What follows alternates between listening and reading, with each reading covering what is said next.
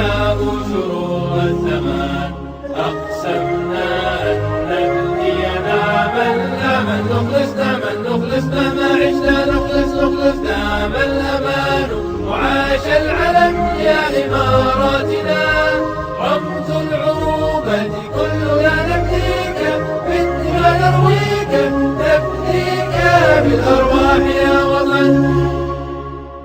The Almighty is the light that guides our soul and sets it on the path of wisdom. We raise our hearts in gratitude to that omnipresent divinity, seeking His generous blessings on each one of us. We now have Mehran Sharif to recite a surah from the Holy Quran, followed by a prayer song rendered by Mark Paul and Steve Paul on the mic and Jobin John on the piano. أعوذ بالله من الشيطان الرجيم بسم الله الرحمن الرحيم إن في خلق السماوات والأرض واختلاف الليل والنهار والفلك التي تجري في البحر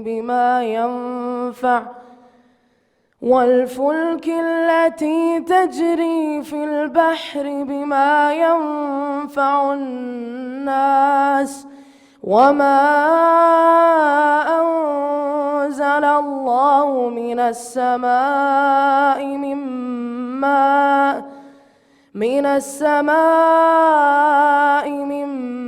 ماء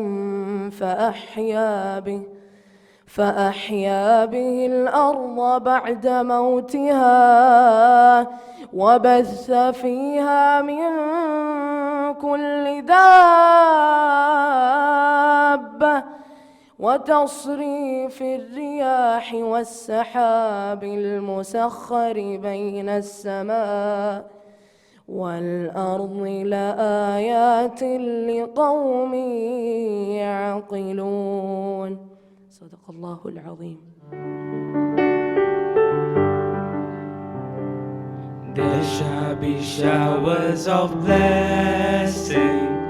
This is the promise of love.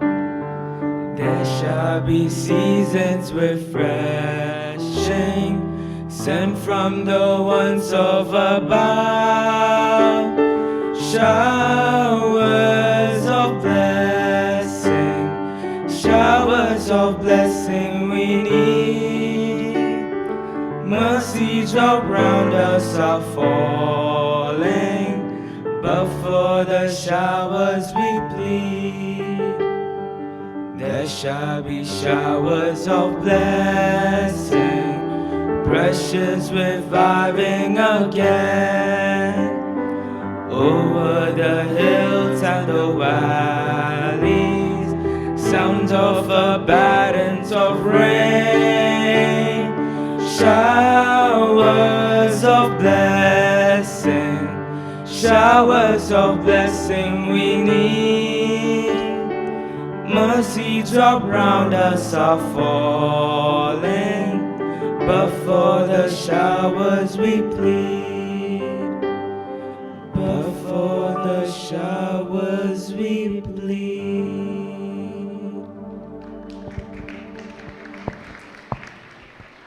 Thank you, boys, for your soulful rendition. Inspire 2022 is the fruit of persistent efforts of creative minds.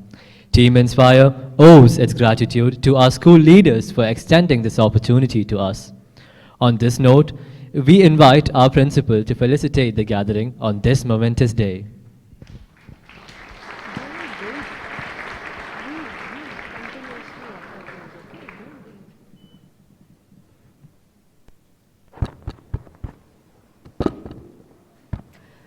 Good morning, dear students, distinguished guests, and members from the corporate office.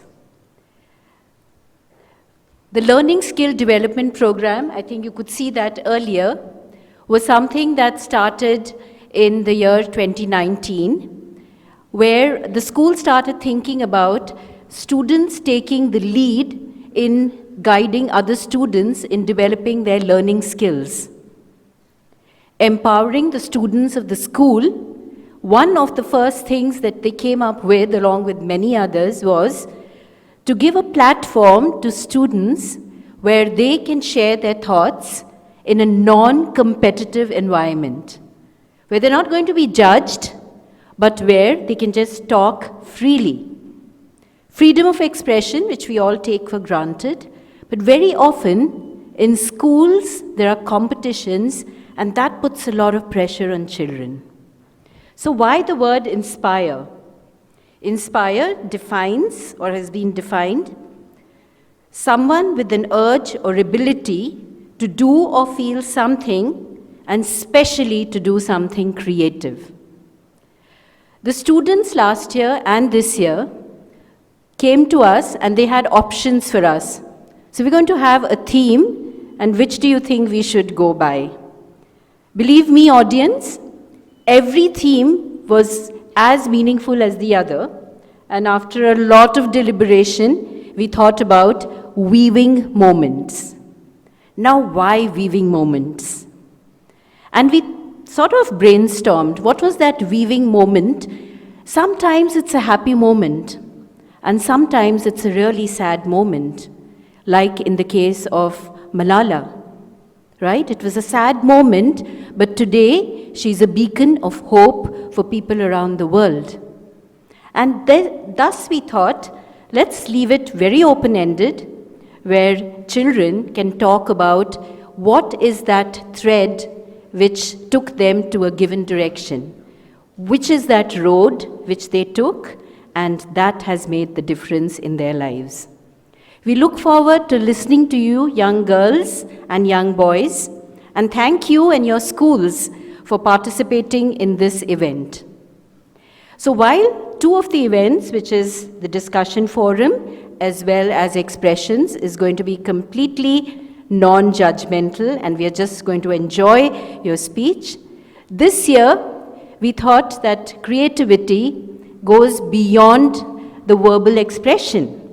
And so there are two interesting competitions this year. One is graffiti art. The theme is again weaving moments. And the second is students have made films around weaving moments. And we hope we'll be able to show some of the films during the course of the day as the events proceed. So thank you so much, all the distinguished guests, parents, members of my local advisory board, for being here on this very, very special day where you're going to listen to our students. I must at this point of time also say that this program is spearheaded by our teaching and learning supervisor, Ms. Bindu Manoj Kumar. Thank you, Ms. Bindu, for providing this platform.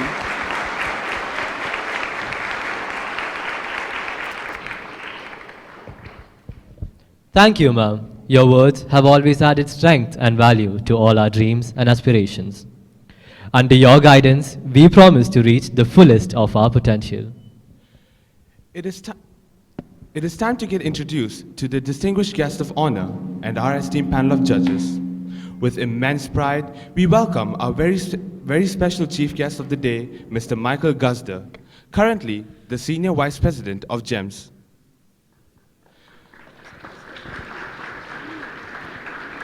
Mr. Guzder joined the GEMS Education Group in 2001 as headmaster of GEMS Modern Academy and later in 2006 as the executive principal at the Millennium School, Dubai.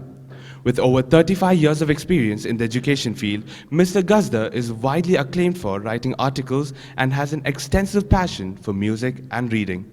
It is indeed an honor to have Mr. Guzder in our midst this morning. We are pleased to have with us Dr. Isha Farha Quraishi. Dr. Quraishi is the founder and CEO of IFK Technologies and holds a doctorate in technology, metaverse, and Web3 evangelist. She was crowned as Mrs. Universe Middle East 2019 and is the first candidate to represent the Middle East among 92 countries at the international pageant in 2023. Welcome, ma'am. Mr. Mihir Budhabhatti, popularly known as DJ Buddha, is a risk analyst by profession and a DJ by passion.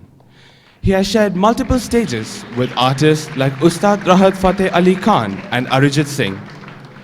Thank you, sir, for consenting to be our judge for Lights.Camera.Action. We welcome Dr. Sonakshi Ruhela. She is the program coordinator and the senior lecturer of psychology at Curtin University, Dubai. Dr. Sonakshi has been a recipient of the Leader of Impact Award and also the recipient of the 2022 People's Choice Award for Excellence in Mental Health, extended by the World Health Awards. Thank you, ma'am, for graciously consenting to our request to be our moderator for discussion forum. It's a privilege to welcome Ms. Vidya Prakash. Ms. Prakash has been working in the education space in Dubai for 18 years.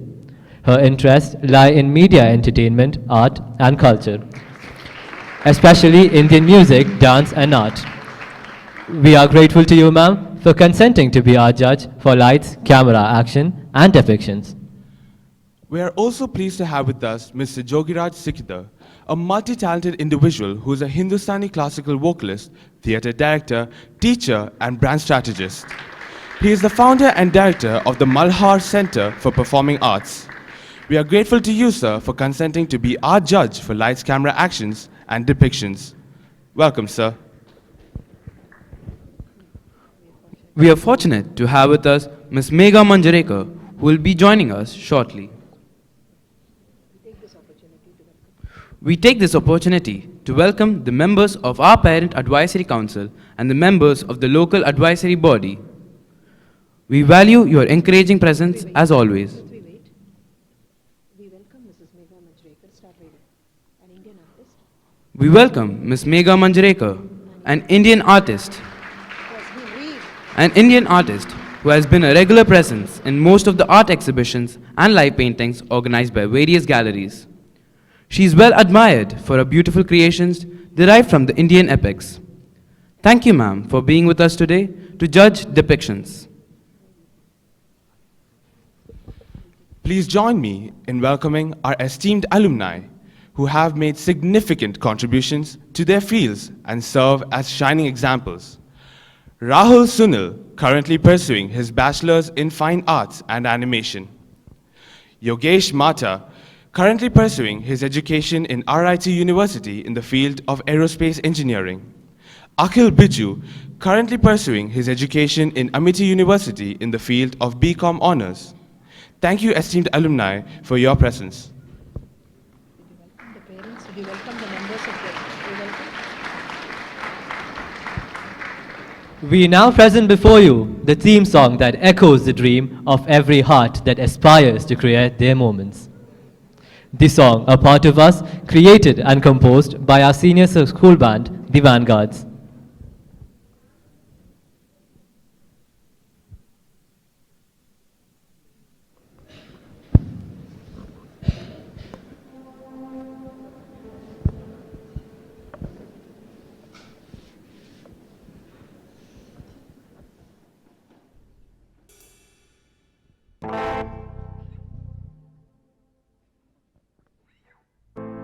The summer days, those winter nights that just passed us by.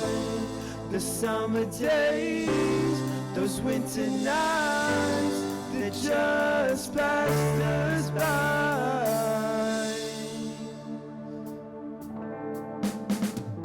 There's a good reason moments are cherished and remembered. There's a good reason moments are something we can think and learn from. The best of the best to the hardest of death. We want to do it all. The summer days, those winter nights, they just passed us by. Across the starlight skies, time and fly. Every breath of your life has memories left to be as we gaze upon the mystery of the world.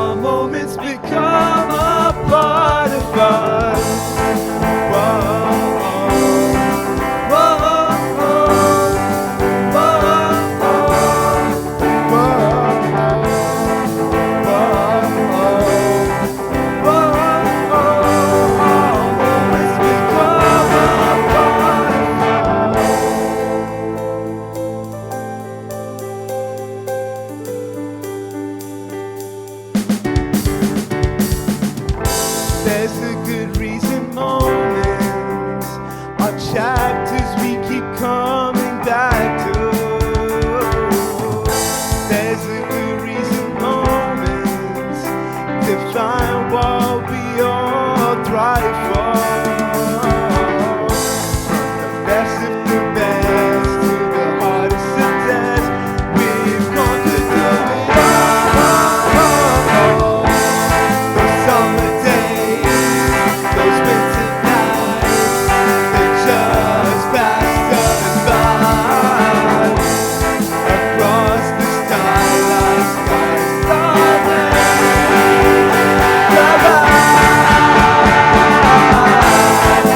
every breath of the night has memories that as we gaze upon the mystery of the world, our moments become butterflies.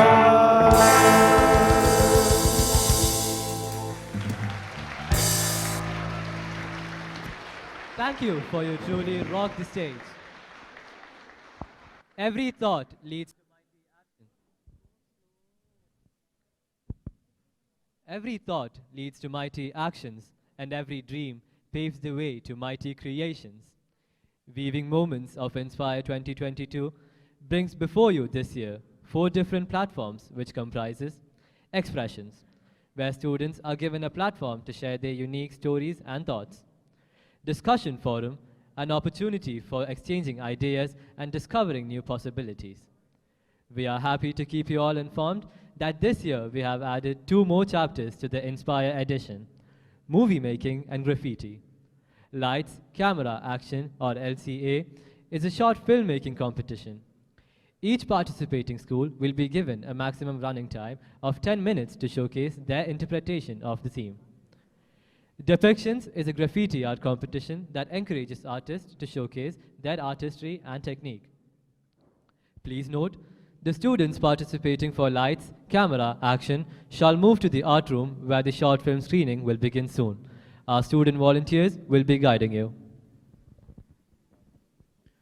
Every expression is rooted fundamentally in the personality and temperament of the speaker. Today, we shall listen to the inspiring voices of eloquent speakers who shall positively impact our minds with their emotions and experiences. They have shaped their lives and defined their personality. Presenting Phase 1 of Expressions. We are now in the first phase of this exciting journey. Please welcome our first batch of speakers. First on stage, we have Basil Sunil, a visionary from GEMS Aaron English High School, Sharjah Boys Branch, aspiring to empower and motivate students to embrace creativity and bring about change. He loves challenges, be it in academics or sports. Individuals are remembered for who they are. They live on in this world through the moments they've created within others. Now, how would you all describe life? Is it painful? Joyous? Like a roller coaster ride? Or is it perhaps like a box of chocolates? Yes, absolutely. Life could be all of that. But to me, life is like a piece of cloth. Cloth as in not some rag you'd use to clean the kitchen counter or floor, but a cloth made by interweaving the threads of moments and time. The interweaving of the threads of moments and time creates memories. You might be asking, from where did memories come up now? Well, your life will be a collection of your memories after you're not here. You will be remembered for the moments you've created within others. But why do we even recollect these memories in the first place? I believe that we recollect these memories for the moments they create. Without creating moments, you cannot create memories. Memories are something which you can look back onto. Take your time and reminisce. I still fondly remember the times I'd spent with my grandfather. He used to tell me stories, take me to the market, play with me, and teach me about life itself. He used to spoil me plenty, both with love and with sweets, though my parents didn't approve much of the latter. He is no more, but fortunately, technology has helped prevent this precious memory of mine get swept away by the currents of time. Technology has helped ensure that we can relive some of our most precious moments in the forms of photographs and videos. Everything has its own boons and banes, and technology is no exception to that. What can help preserve our memories can also steal those happy moments away from us. But enough about that. Moments cannot be relived. Memories can. So friends, but how many of us actually even live in the moment? There are few and far between who live in the moment, who take their eyes off their devices and look at what is going on around them, who absorb the world and whose minds don't wander into the happenings of the past and await for the future in anxiety. So friends, to live life to the fullest, live in the present, live in the moment. I'd like to end with a quote by Dr. Seuss. Sometimes you will never know the value of a moment until it becomes a memory. Thank you.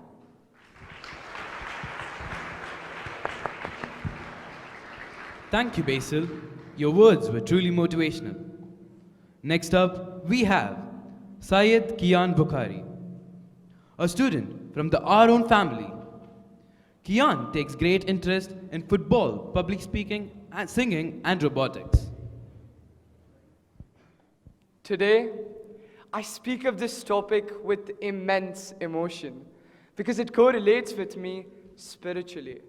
I come from a blissful state, the state of Jammu and Kashmir, a place known for its picture-perfect sceneries and tranquil atmosphere, a place that symbolizes paradise on earth.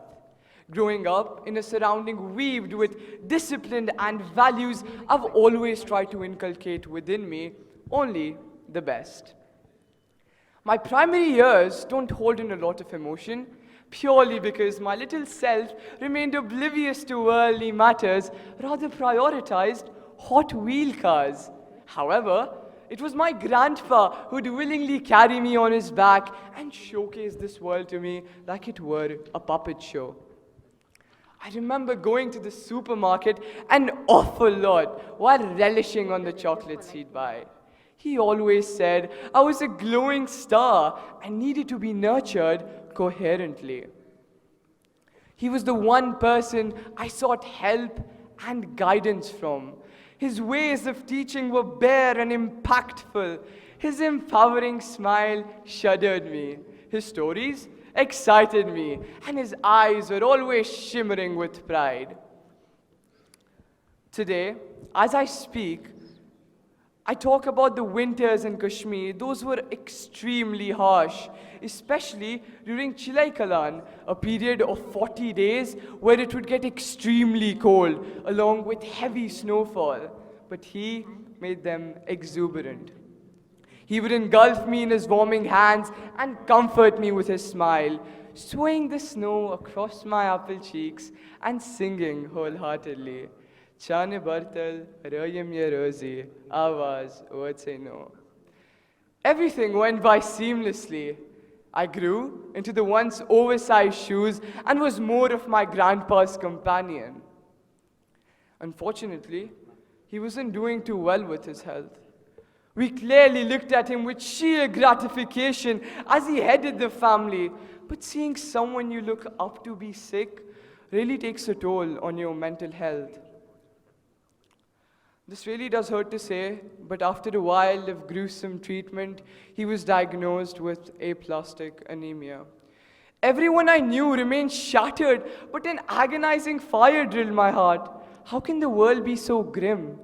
It left me in solitude and made me realize how cruel this world can be at times. He showcased firmness beyond compare and educated me on how to remain strong even in the darkest of times. He continues to be the most courageous person I know and continues to educate me with life-changing lessons. As I speak, I try and inspire the confidence imparted by my grandpa on a not so confident me. The times when he'd boost my self-esteem. The times when he'd reassure that my possibilities remain limitless. The times when he'd encourage me to speak my heart fearlessly. I still haven't gotten over that peculiar incident, but all I cherish now are the inspiring moments I weaved with my grandpa. Moments that remain timeless.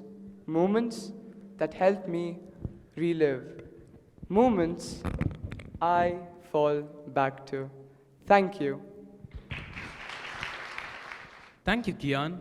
Your experiences and lessons are bound to stay in our minds for an exceptionally long time. Next up, we have Diya Lakshmi Kishore Kumar, a classicist from GEMS Millennium School, Sharjah, with a passion for all things beautiful. Hails from India and currently resides in Sharjah. She is interested in reading, photography, and travel. Have you ever raced against the clock to try and finish a speech while shuttling between temples, food stalls, and art markets in Bali? I have. A very good morning to everyone gathered here today. I'm Diya Lakshmi, a nerd in the purest sense and a lover of all things beautiful. Brownies, rain, oceans, sunsets, poetry, and classic literature. I'm here today to tell you about something I'm sure I'll remember for the rest of my life. My vacation to Bali, Indonesia, the island of the gods, or as I like to call it, the island of sunsets and dreams. We'd read millions of blog posts about Bali, and it came across as a destination that would give you millions of memories to cherish as long as you live. Their culture and traditions and way of life called out to us, and we thought, why not jet off to Bali for Christmas? Everything about Bali was a dream, and the memories I was able to make there was nothing short of surreal. And even as I stand here in front of all of you, I can't help but be transported back to the bustling streets of Ubud, with the statues and temples and wood carvings, with the scent of the frangipani flowers mingling with that of incense and freshly brewed coffee. And then there's the weather, which by the way is bone-crushing heat or glorious rain. Bali was an experience for all the senses, but what made it truly special was the people I was able to meet there and their sweet, smiling innocence. And the very epitome of this innocence was the receptionist at our hotel, turned tour guide, turned best friend at Bali, Made. He was an old man who lives on his own, with his unmatched knowledge of Bali, made our experience there truly unforgettable. And yes, he'd wait in the hotel lobby every morning for us with this massive smile on his face and a huge container of homemade sweets, saying, "I got ole ole for the children." Ole ole means small gift in Balinese. True, those sweets were tiny, but the impression they left on me cannot be expressed in words. Perhaps Made is the part of Bali I'll miss most. My sister and I also went on our first ever motorbike ride with my dad. It was his first time on a bike in 25 years, so all three of us were terrified and exhilarated and overcome with this sense of being on an adventure. And my mom was plainly horrified. And on the way, on our ride, even the children going to school waved and yelled hello at us, and my childish self felt a little special then. When I wrote this speech, I was sitting through my last day in Bali, and everything felt bittersweet. I'd just been through the best, most carefree, memorable days of my life, meeting the most amazing people, doing the most amazing things, all through never realizing that we were making memories. I just knew we were having fun. I know now that it's these moments, these memories that mold me as a person. They're all I'll have to remember when I'm old, sitting by a window, looking at the sunset and the horizon, perhaps watching my grandchildren play. It's weaving moments into memories. It's all that matters, and it's all that will ever matter.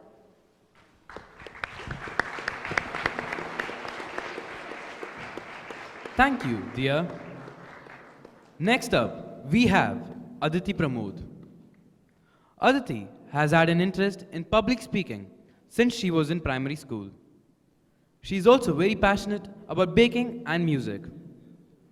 Let us welcome Aditi on stage, please. Have you ever noticed the fact that it's the seemingly insignificant things in life that make you feel alive? Listening as rain pours down on a peaceful evening. Noticing the beauty of the moon as you gaze out your window and laughing along with your friends at a joke no one really remembers anymore. These are fast to pass us by, making it easy to disregard their value. I was one such person who didn't quite appreciate these moments until I was deprived of them. Or rather, we all were. Suddenly unable to step out of the house, forget even trying to have a social life, I began thinking about just how precious these small things really are as I began to miss the endless days of school when everyone looked forward to the 20 minutes of free time. I began to miss checking the substitution list every day in hopes that we have at least one free period. And most of all, I began to miss the people that I surrounded myself with. Drowning in lethargy, I craved even the smallest of outings, wanting to bask in the freedom of walking to the grocery shop. I treated the most mundane tasks as if they were the greatest joys of my life. And surprisingly, life felt a lot brighter. I realized that every moment in life is precious, each worth adoring. Even once school opened up, I no longer looked down upon myself when I made a mistake, instead appreciating that I got the chance to live it and learn from it. When everything finally opened up in 2022, I could not have been gladder, as I finally made new friends that made me happy. I made it a habit to take pictures of everything in an attempt to capture every moment of care and love that I was blessed to witness. If there's one thing I urge everyone present in this room today to take away from my speech, it would be to live in the moment, to appreciate and truly cherish every moment of your life. Because, quite frankly, it's easy to lose meaning in your everyday. I know I did once. But finding joy in the little things, I can only begin to describe the unbelievable amount of change it has brought into my life. Morgan Harper Nichols once said, "Make room for childlike wonder. Be in awe of the little things." Thank you. Thank you, Aditi. Your words were truly inspiring. Ladies and gentlemen, it's my pleasure to introduce the distinguished chief guest of the morning, the one and only Mr. Guzder. He is the very voice of the theme, Weaving Moments, and he is here to share his immeasurable wisdom with us. Let's give him a warm and enthusiastic welcome as he takes the stage.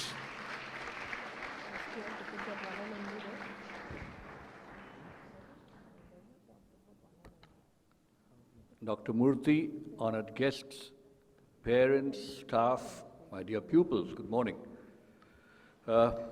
In the few moments at my disposal, I'm going to try and weave a few moments and inspire you, hopefully. It's not very easy to be asked to speak after four extremely eloquent speakers. In fact, they've given me a bit of a complex, and I'm wondering what I'm doing here. those girls and boys who came up and spoke were simply amazing. I was blown away by their story and by their extreme confidence. But let me give you a short story in the few minutes at my disposal. As a young boy in a small town of Allahabad in Uttar Pradesh, India, I was thin, weak, timid, brought up by a single parent, and we didn't have much money. I had no ambition, and I had no clue what I'd do with my life. But all I knew was I wanted to be a success. My first thoughts were, let's become a priest. You don't need any money, not much training. You don't need to be very educated. It's a happy life. But I don't think I was good enough to be a priest, and so I moved on.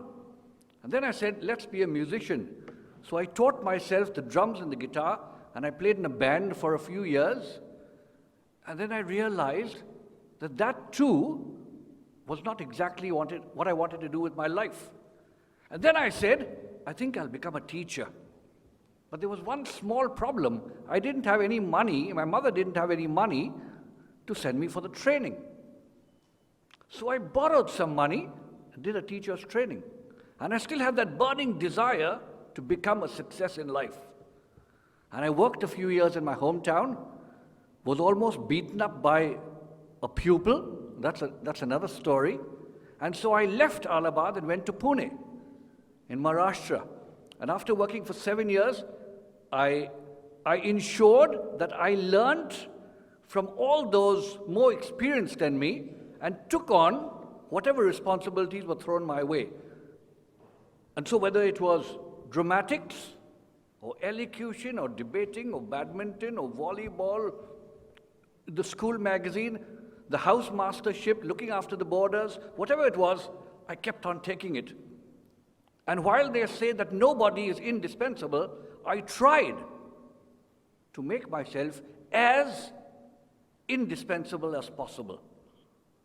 And within 7 years of being a teacher, I was headmaster. And I was headmaster for a few years, and I expected to become principal. But that didn't work out for some reason or the other. And so I moved to Dubai 22 years ago and joined an amazing company called GEMS Education. And after being principal for about 11 or 12 years at the Millennium School Dubai, I was promoted as Vice President Education, and about a month or two ago as Senior Vice President Education. And I'm going to leave you with a message. Don't ever let anybody tell you that you won't make it in life. It's not money. It's not what your father was. It may be a few connections, but if you really, really want something badly, go after it. Be determined to succeed. Work hard. Be loyal to the institution that you're with. And try your best to inspire others, to be kind to others, because the more you give out to the world, the more comes back to you. I've learned that. And so to all you young people out there, live your dream. Think high. Be determined to succeed, and you will. Thank you so much. Have a great day. Thank you, Mr. Guzder. Your words have been truly enlightening, and we are all deeply grateful for the wisdom shared. Next up, we have Aryan Pillai from the Our Own family. Aryan likes to read, cook, and bake. He has a passion for creativity and writes books in his free time, which he shares with a couple of friends. It's still surreal for him to get the chance to represent the school at this stage. Welcome aboard, Aryan.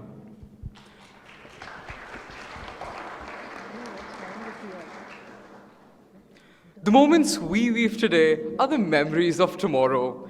Everyone has those core moments that they appreciate, be it spending time with a loved one or doing something that they prefer to do alone. Memories, no matter how insignificant, are precious to us. Good morning to one and all present here. I am Aryan Pillai.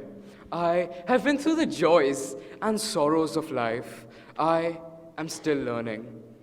When my father broke the news about my mother's cancer, all I could think about was how our happy family turned into a pool of sadness. I was confused. I couldn't figure out things. All I did was think of her and sob. I was suffering from anxiety, and my immaturity, it just didn't help me. I somehow found the courage to leave my mother back in India and come back to the UAE to complete my studies. My aunt, she did take care of me, but it just couldn't fill the void of my mother. There were times when I would see my friends spending time with their families, and I would think to myself, when? When would my mother come back home, hale and hearty? For me, my mother was the hero in my eyes, and I couldn't bear that she was in pain. But I also couldn't imagine the pain and suffering my father was going through to simultaneously take care of my mother from afar and to raise and mold me into the man you see standing here today. Today, when I look back at these moments, I understand that these are the moments that made me. These moments taught me to take life a day at a time. These moments made me stronger. These moments matured me. These moments taught me to be hopeful of things unseen and unknown. Then comes the day. My father takes me to the airport, and there I see her, so chivalrous, so full of life, all ready to receive me in her arms. I could not possibly contemplate the feelings and emotions leading up to this moment. This whole journey was a renaissance of sorts. For my mother, it was her victory against the malignant supervillain. And for me, it was my growth, my emergence as a new person. I grew. I matured. I wasn't the person who I was at the start of this journey. I had changed. I couldn't help but cry for such a huge miracle, all those months of despair which no child should ever have to go through. And every single time I look at my mother, I thank God for giving her the strength and for giving me the resilience that I needed. There are times in each of our lives where we face a graph of highs and lows. But I believe whenever we're on the lower side, all we need to do is to just look up and remember that after every moment of storm, there is a rainbow waiting for us. These moments make us who we are. What if Icarus wasn't reckless? What if Zeus was eaten by Cronus? What if Romulus and Remus weren't adopted by the wolf? What would they even be? This whole journey, all these moments that weave into, be it moments of joy, be it moments of happiness, be it moments of sorrow, be it moments of challenges, they weave into a golden chain of memories that we must cherish and move on with. In the words of Cesar Pavesi, we do not remember days, we remember moments. The richness of life lies in those moments that we have forgotten. Thank you.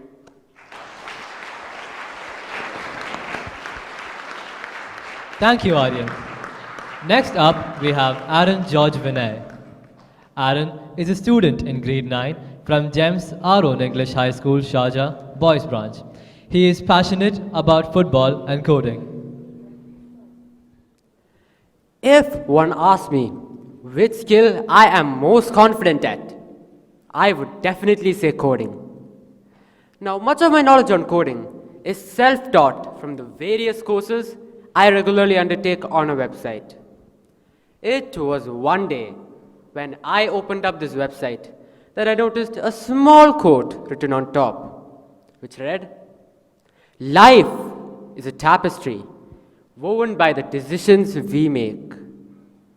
And it had me thinking that if life was a tapestry, who are the weavers? Yes, it's each one of us. If so, aren't we responsible for the moments that we experience? That's exactly what I'll speak about today, the interwoven moments of our lives. As a student, I have never been one to jump up and grab those opportunities that came my way. I have always had my teachers pushing me to join events, unless it's related to science, for which I have an innate curiosity. But speaking and leading were two crucial aspects that I shied away from. It wasn't until 7th grade, when we switched to remote learning, that I tried to speak more. I started doing what every other smart kid did, which was to read out my speeches from the Word document open in front of me. Even though I was just reading it out, it surprised me by helping me build my confidence. Slowly and steadily, I became more confident. With this newfound confidence, I applied for the post of a prefect in my school. And in my case, the third time was indeed the charm. I had failed the last 2 interviews miserably. But in this one, I spoke with the confidence of a lion. Well, that was a bit of an exaggeration, but I spoke well enough to get selected. What a moment that was in my life. Fast forward to the present. While I was initially reluctant to catch hold of this opportunity, I decided to give it a go. And that's what has brought me to this very moment, speaking to you all on this Inspire platform. I believe we are the creators of our very own moments. No one else can do it for us. In the time to come, the thing that I value the most will not be my grades, my PS5, or any branded accessory that I own, but rather the abilities and lessons I have acquired from the innumerable moments of my life. I would like to end with a quote by Edward S. Lincoln Cummings. It takes courage to grow up and become who you really are. So friends, let's become braver and bolder. Seize those opportunities, face those challenges, and let's start weaving our own destinies. Thank you. Thank you, Adam. We are all greatly inspired by your journey. Next up, we have Akshara Jacob, an avid speaker who aspires to be the best version of the girl she can be. She wants to turn small moments into big memories.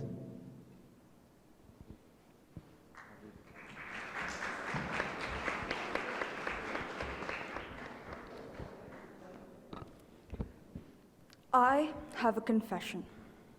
I had my first midlife crisis at the age of 16.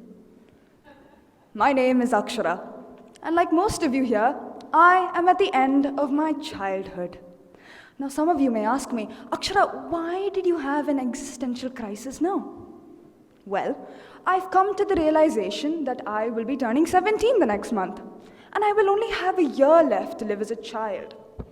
Then I'd have to start taking responsibilities.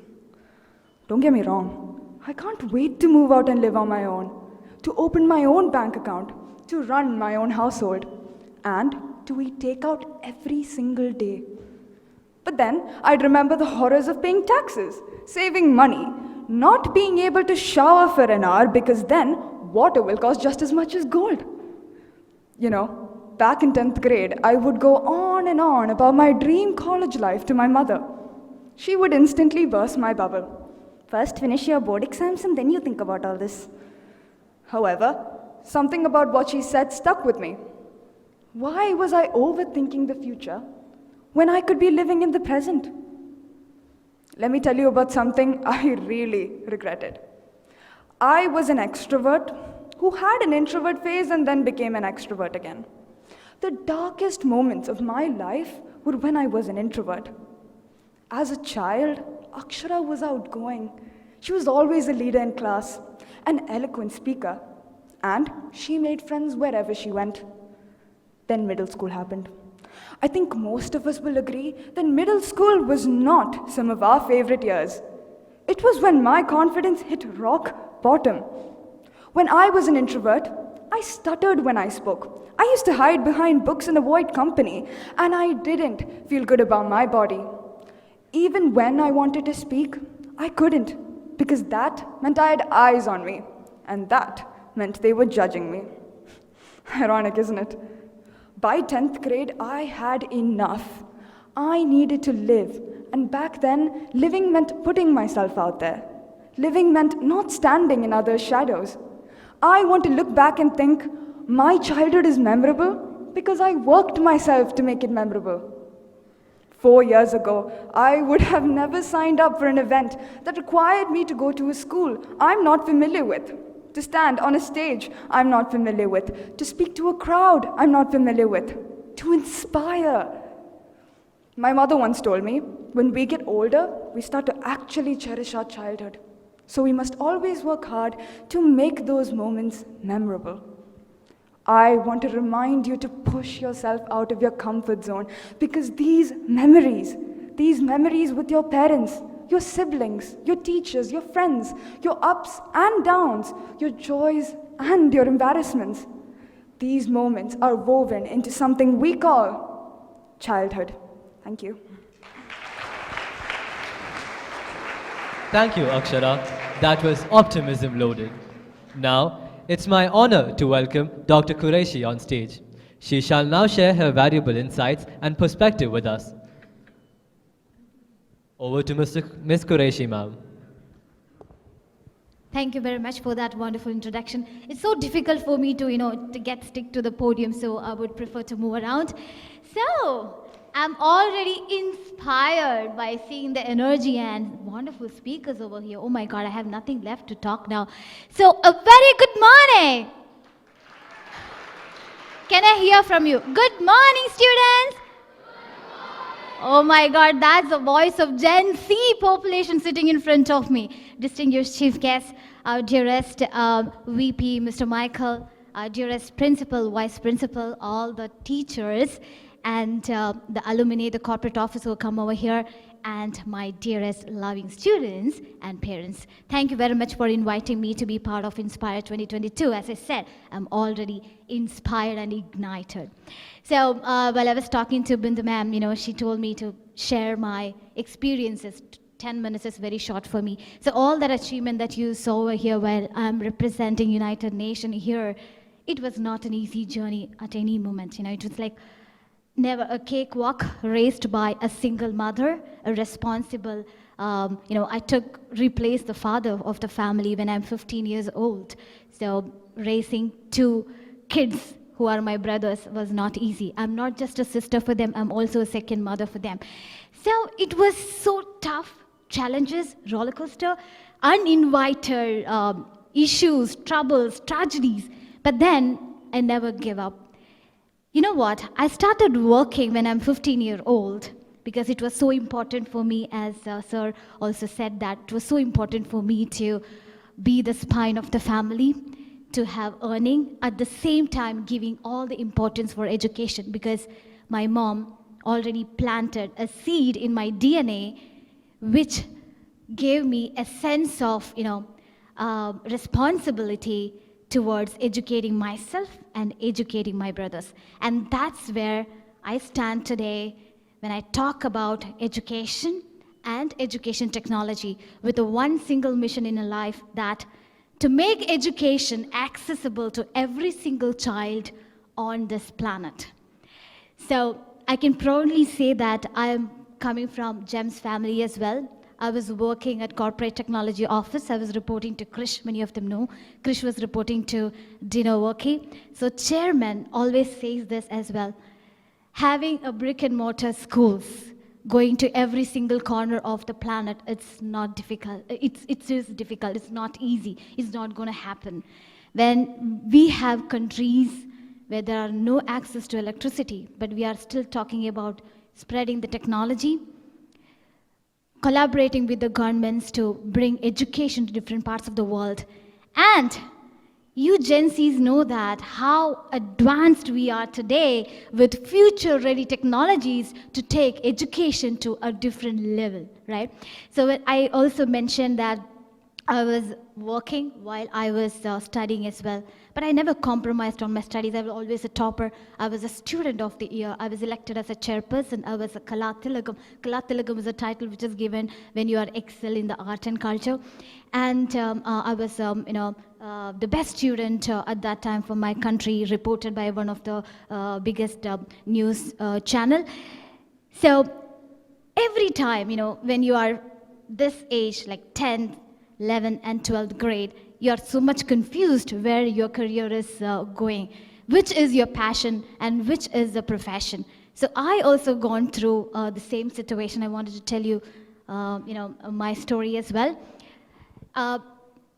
Everybody said focus on one area. It's so difficult. If someone can create passion as their profession, it's wonderful. There is nothing like that. But however, it is possible to put your effort on both your passion and profession. So as I rightly said, I'm more passionate about the technology and education technology, but at the same time, I'm very well there in art and entertainment. So a message that I wanted to give today is that be passionate at your profession and be professional at your passion.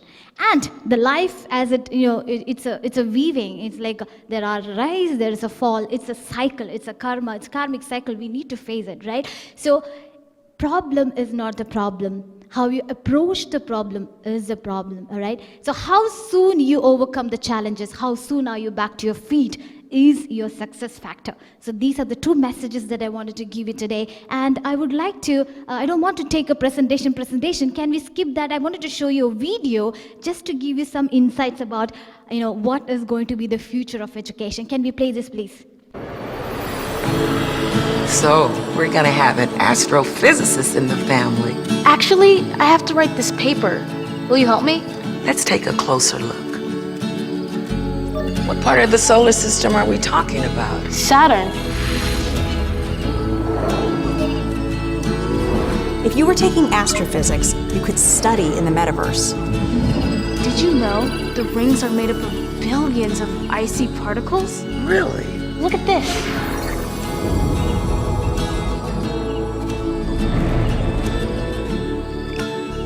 You ready to do that paper now, right? Yeah.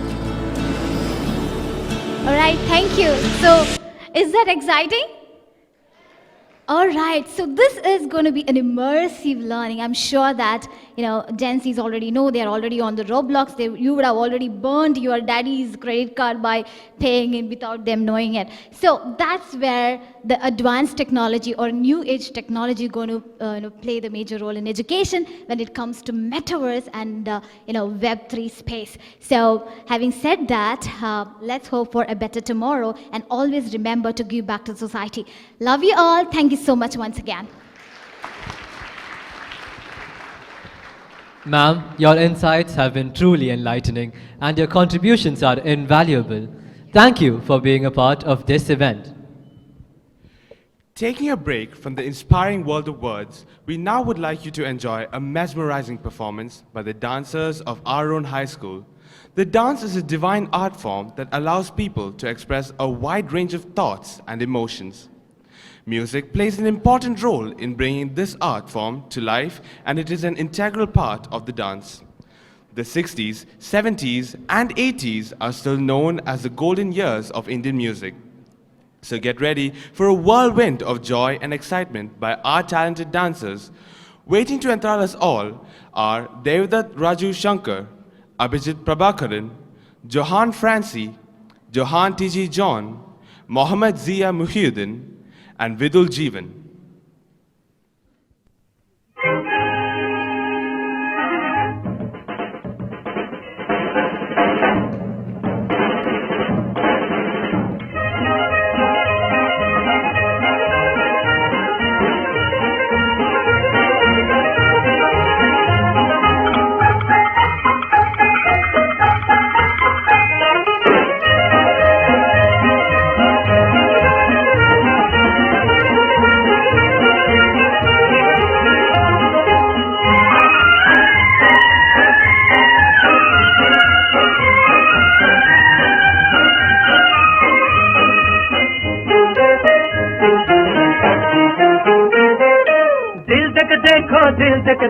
दिल तक देखो जी दिल लेने वालों दिल देना सीखो जी ओ दिल लेने वालों दिल देना सीखो जी दिल तक देखो जी दिल लेने वालों दिल देना सीखो जी ओ दिल लेने वालों दिल देना सीखो जी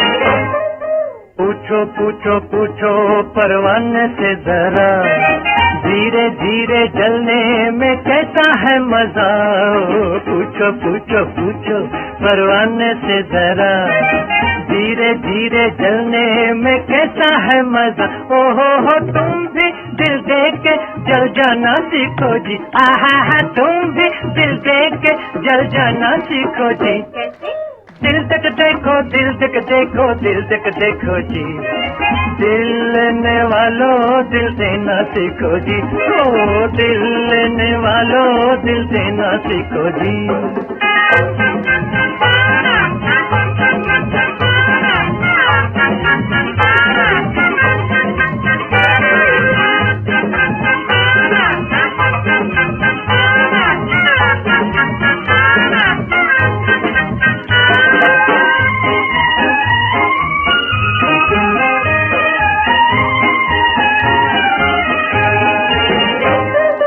समझो समझो समझो दीवाने की ज़बान प्यार जो न होता ये जहां समझो समझो समझो दीवाने की ज़बान प्यार जो न होता ये जहां ओहो हो तुम भी दिल दे के ये गाना सीखो जी आहा तुम भी दिल दे के ये गाना सीखो जी दिल तक देखो दिल तक देखो दिल तक देखो जी दिल लेने वालों दिल देना सीखो जी ओ दिल लेने वालों दिल देना सीखो जी दिल तक देखो दिल तक देखो दिल तक देखो जी दिल लेने वालों दिल देना सीखो जी ओ दिल लेने वालों दिल देना सीखो जी Thank you, boys, for that breathtaking performance. Ashwadeep Raj from our own high school, Dubai. Praneshwar Ishwaran from GEMS Modern Academy. Kirtish Singham from GEMS New Millennium School, Al Khair. May I please request Dr. Sonakshi, who will be moderating the forum, to ascend the stage.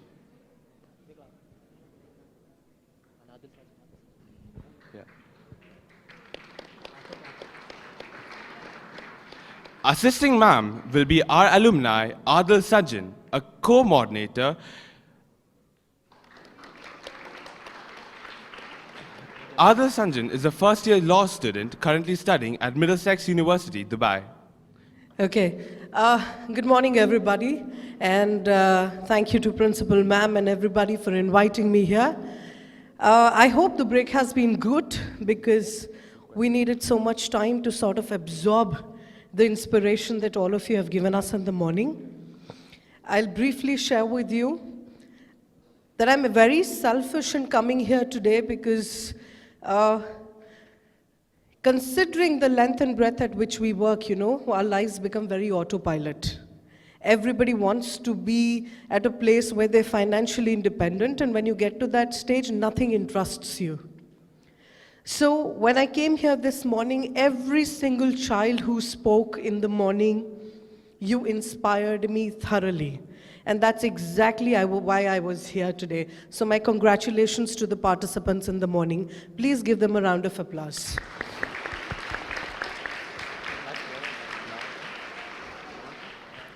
The second segment that we start today here is a discussion forum. Any discussion is generation of ideas, so to start with, let me share something with you. Every participant here is going to share their version of what they feel about the question that has been given to them. At the audience, my request is to associate with that question. Feel it. Feel those questions and relate them to your life and see how it takes you there. Let me hope and pray that this session moves you, because that's what inspiration is all about. Best wishes to the participants. Make the most of this time. Go free. There is no hiccups about it, but there is a time limitation. Discussion forum is divided into 3 phases for the audience. The first is the introductory phase, where we will start. The second is definitely the discussion phase, and the third in which we will conclude. I also want you to please put your hands together for my co-moderator, Mr. Adil.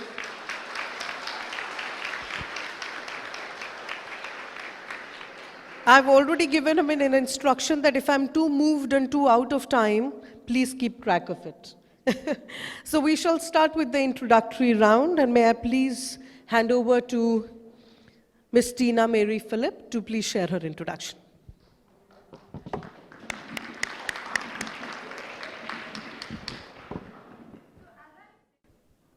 As I sit here with these lights shining upon me today, I am at the present and inspire. But a part of me is in the past, with that little girl in the past who walked out crying after her storytelling competition. A part of me is with myself when I went for my first MUN and sat there not knowing what to do. And a part of me is in the future, where I hopefully have not lights but a spotlight upon myself. Good morning to everyone present here. I am honored to be part of this event, and I would like to share my opinions on our topic today. Even if each one of us consciously and completely live in the past, we would never be at the risk of abandoning or losing our past, because a part of us always resides in the past. And in fact, we are the past, because we as humans are the treasure trove of our experiences and our mistakes from the past, the shrine of self-development from these mistakes. Today, we are who we are because of our past, our childhood, our memories, and our experiences, because they have molded us in such a manner. To conclude, we won't get anywhere by rereading the previous chapters in our lives, but we can't get to the next chapter without reading the previous chapter. So go ahead and inspire with your past, we with your present. Thank you. Thank you very much, Tina. I believe that you were close to 90 seconds. Please maintain the 90 seconds rhythm, everyone. Next, we have with us Ms. Sarah Mariam Sunil.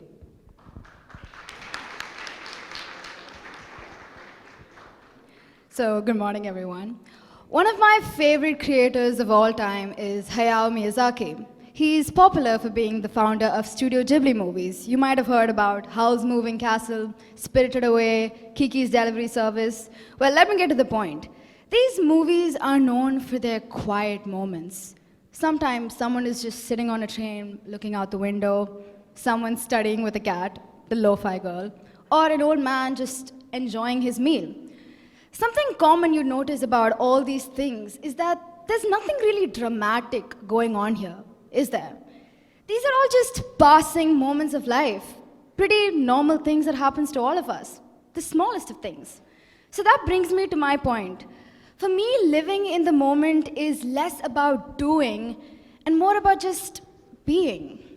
It's about laughing at bad inside jokes and dancing badly in the rain when it rains here like every 4 months.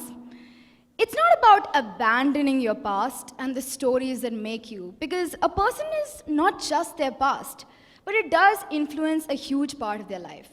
Abandon is a pretty strong word, I'd say. Instead, I would say move on and let go. Learn from it, grow from it, but don't cling to it. I mean, sure, you're always going to have things in the past you regret. We've all gone through our old texts and internally cringed at them. And sure, we're all going to worry about things in the future, be it an exam or a competition or even an event like this. Because the chance for change is always a chance for fear. And I get it. But I'll say something pretty cliche. That is, don't be afraid to begin every day and focus on what we can do right now. This is it. There's a lot to look forward to in the future. But right now, weaving this exact moment is enough. This is it. Thank you. Thank you, Sarah. Just to share with you, the audience once again, that these topics were prior given to students, and just to read the question to you, it says, does living in the present and creating beautiful moments come at the cost of looking ahead and abandoning your past? This is the topic that the students have been speaking on, so good job. To the participants, please carefully look through each and every participant's speech, because you get to pick a question for them later. Let us start with, next we have with us, Mr. Syed Zadane Imran Mushtaq.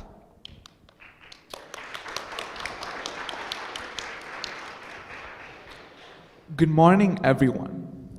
Our lives hold profound value beyond what one simply just perceives on the outer surface. Every action, meeting, encounter, event, and even handshake just contributes to this intricate web of life.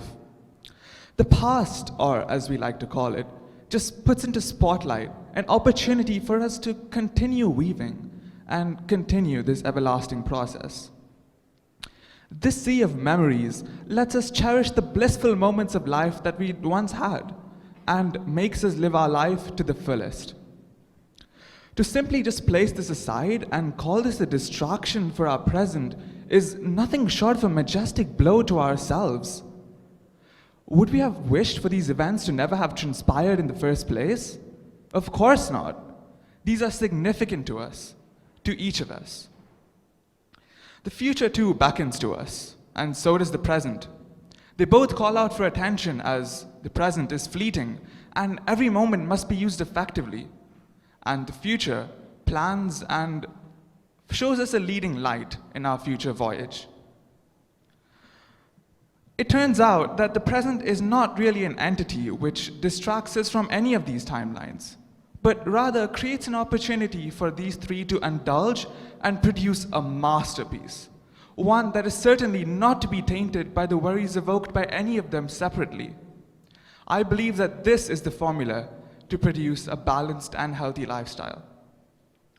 And in conclusion, I believe that our lives are meaningless without the intricate web or the network produced by our past, the splendor and glamour of the present moment, and the intrigue of the everlasting future. Thank you. Thank you, Syed. Next we have with us Mr. Anirudh Sayam Menon.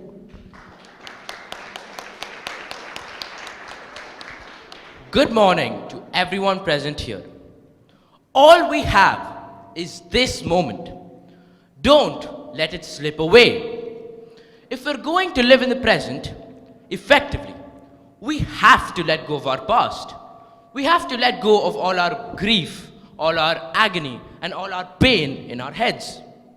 In this current century, living in the present and creating beautiful moments is not that easy. Our lives are so well documented that it is nearly impossible to live in the present. For example, mobile phones.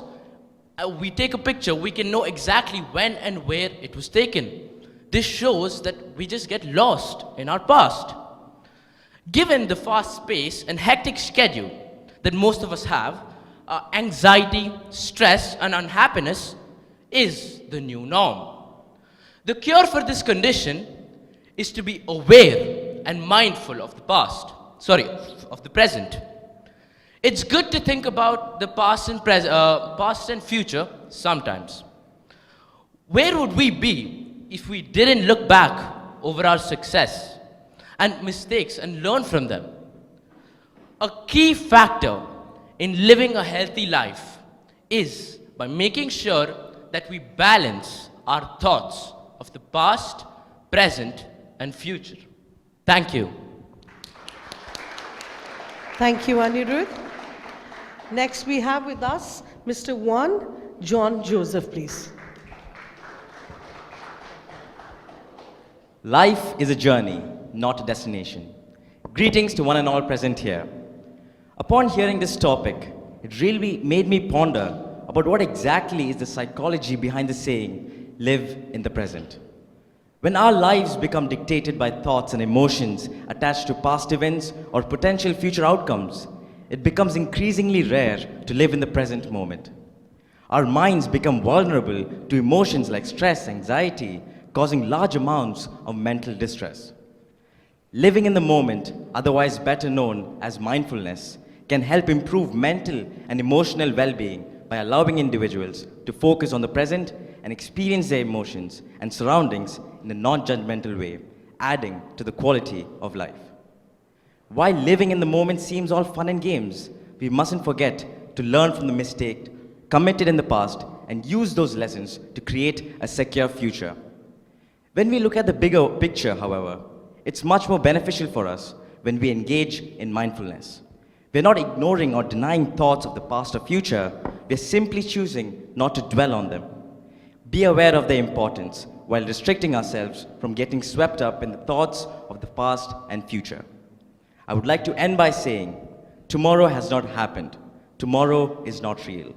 All that is real is now. The moment right here is the only moment that truly matters. Thank you. Thank you, Juan. I request the audience at all times, please be very generous in your round of applause. It's very difficult to be here and share their thoughts. Okay? Next we have with us Mr. Ashwadeep Raj, everyone.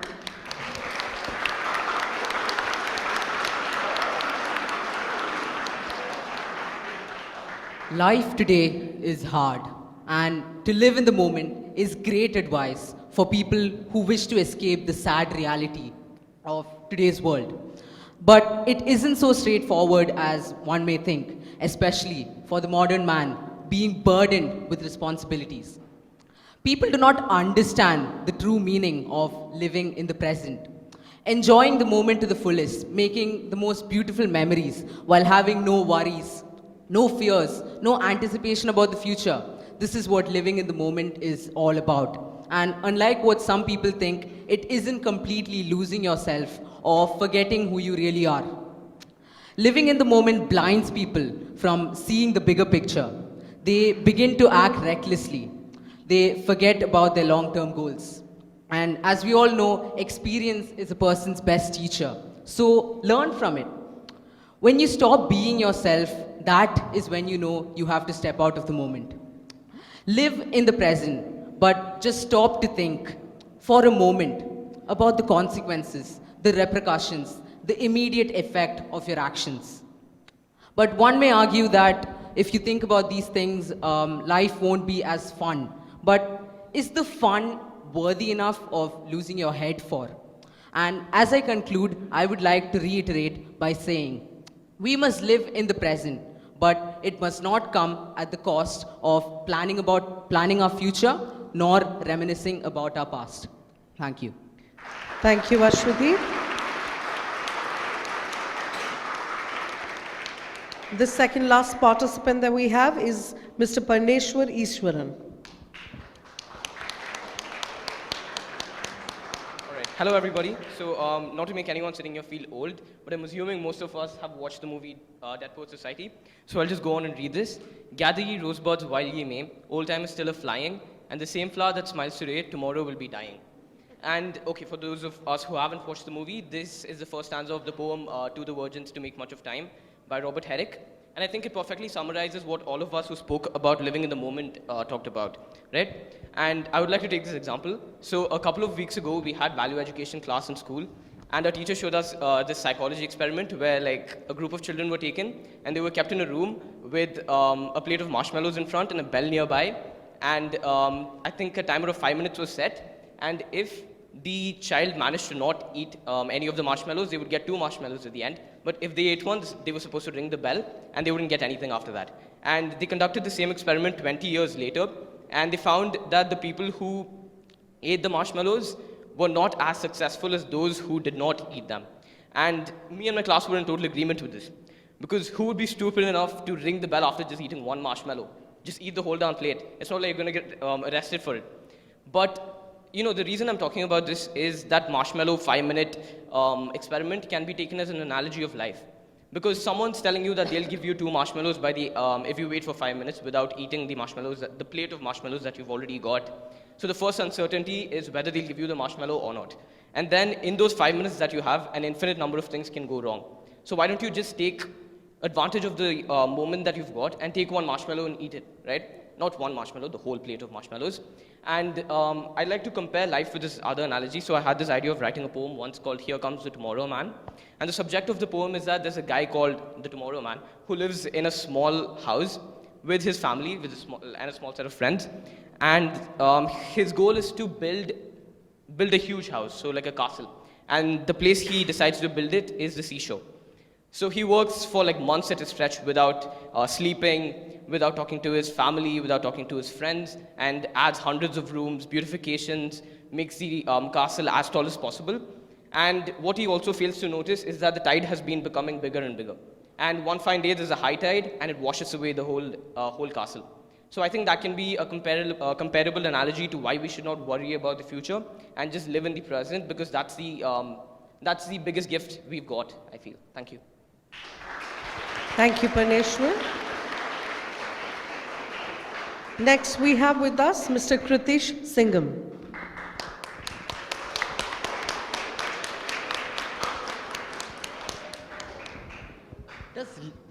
Does living in the present necessarily mean you need to abandon your past?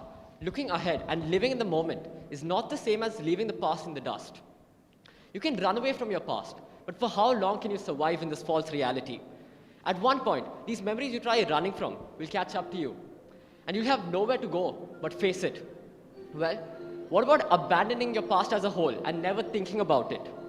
This wouldn't make much sense, since some of the most valuable lessons we have learned is from our past. We can see this happening in our current world. The primary reason why our world can develop at such a progressive rate is that human beings, as a species, learn from their past, move on and live in it, in the present, working towards the future. The hardships we overcome and the different situations we face are all a part of the past and give us great learnings for the future. One of the toughest things for a person to do is accepting the past. Everyone's past is filled with unchangeable situations. And if we can accept this and move on, knowing that we can't do anything to change this, this is the toughest thing for a person to do. This is why the difficulties we face in the past allow us to cherish the present moments. Thank you. Thank you, Kritish. So this brings us to the end of the first part, which is called the introductory round. We shall start the questioning round first. I will ask the question to Ms. Tina Mary Phillip. The question for you is, if sacrificing the present for the future is wrong, then is it right to sacrifice the future for the present? I'll repeat the question. If sacrificing the present for the future is wrong, then is it right to sacrifice the future for the present?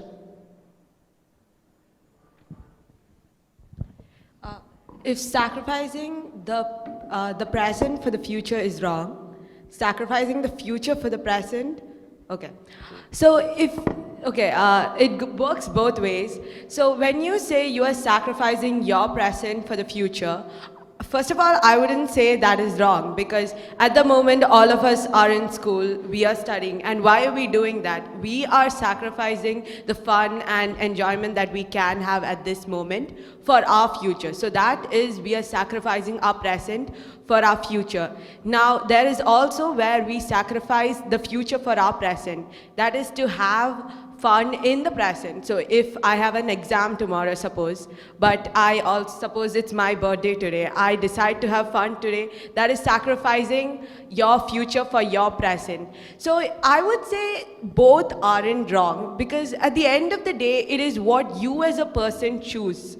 Would you want to have that fun in the future or in the present? Which success do you want? Do you want the success in the future or at the present? What matters to you as an individual? So it's up to you as a person to choose. So I would say when you're choosing, and you can't exactly pinpoint and say it's wrong. It depends on you and your opinion and your life choices, your circumstances. Thank you. Well said. Thank you. Next we have Ms. Sarah Mariam Sunil. The question to you is, living in the present abandons the concept of having a direction in life. How is that we can live our life to the fullest if we lack any sort of planning? I repeat the question. Living in the present abandons the concept of having a direction in life. How is it that we can live our life to the fullest if we lack any sort of planning? All right, so I think I'd give an analogy for that. So imagine you have a ship, right? You're sailing the ship. So ships don't just randomly go out at sea and chart around hoping they'll land somewhere random. There is a point of destination. There is a location they're planning to go to. But think about it. If, suppose I'm the captain of the ship and I'm sailing and I'm constantly thinking about where I'm going and what I have to do, that I forget about an approaching storm or a rocky terrain. It's a pretty basic example, but I'd like to say, if you're so focused on the future or you're so focused on the present or the past, you're not really going to get where you want to go to. We all should have places we want to go to in the future, and the present should help us get there.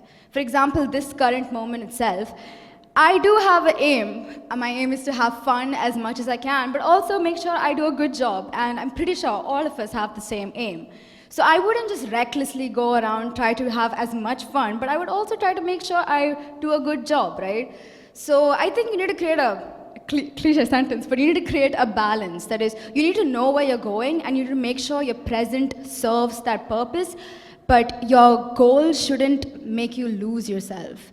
A goal should be something that helps you get better at life, not completely lose your identity entirely. So, yeah, that's it. Thank you, Sarah. Very well discussed.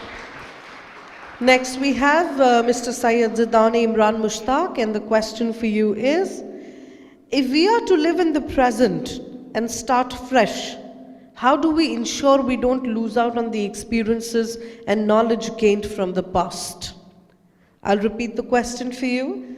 If we are to live in the present and start fresh, how do we ensure we don't lose out on the experiences and knowledge gained from the past?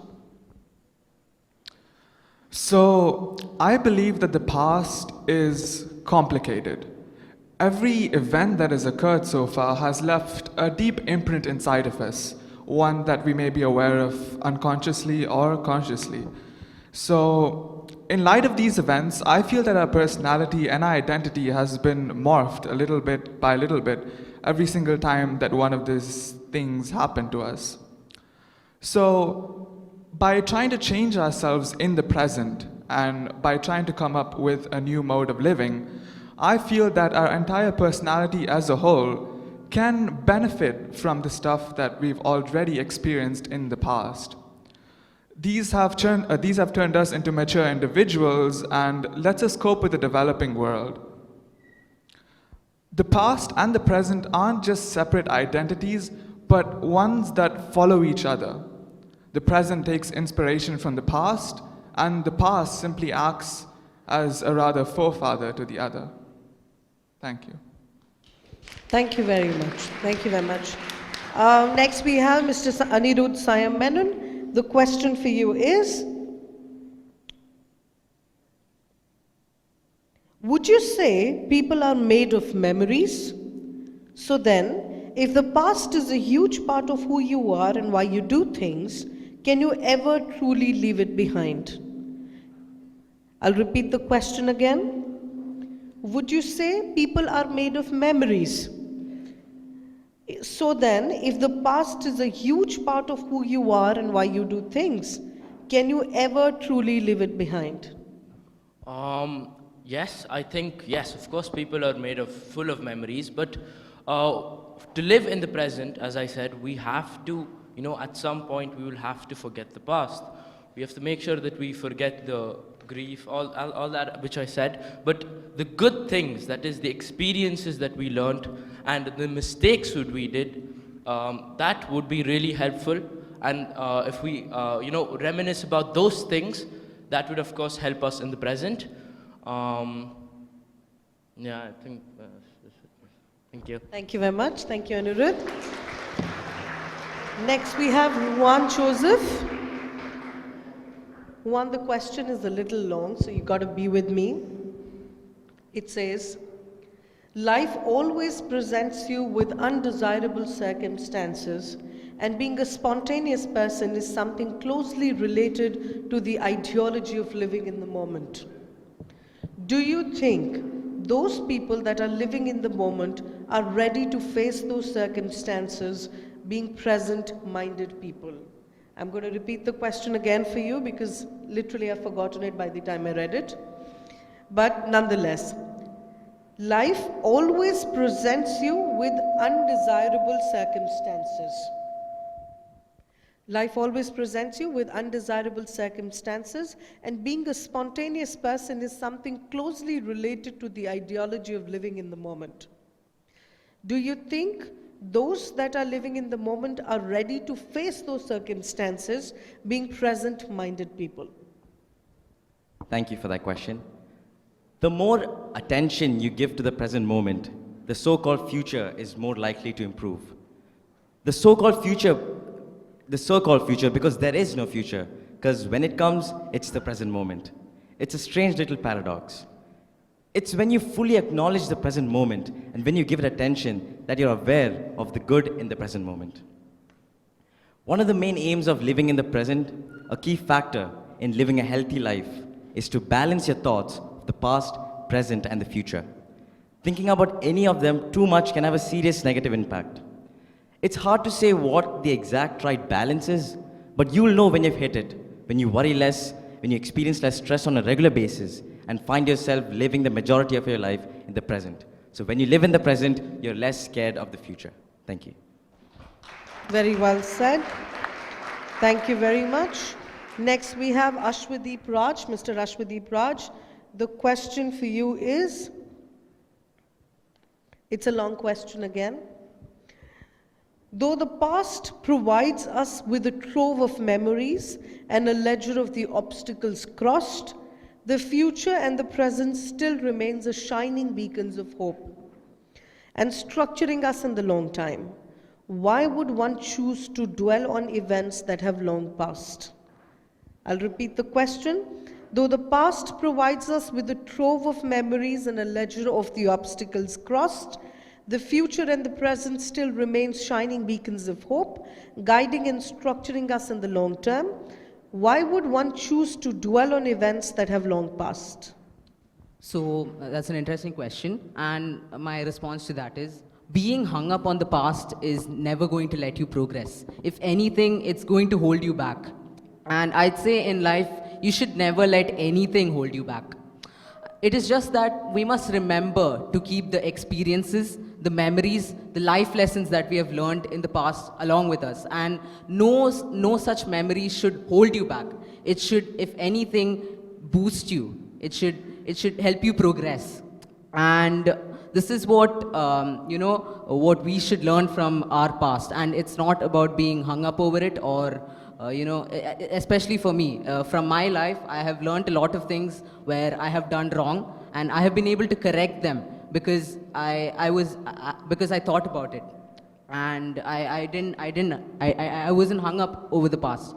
I was just thinking about it, and it has helped me progress. Thank you. Thank you very much.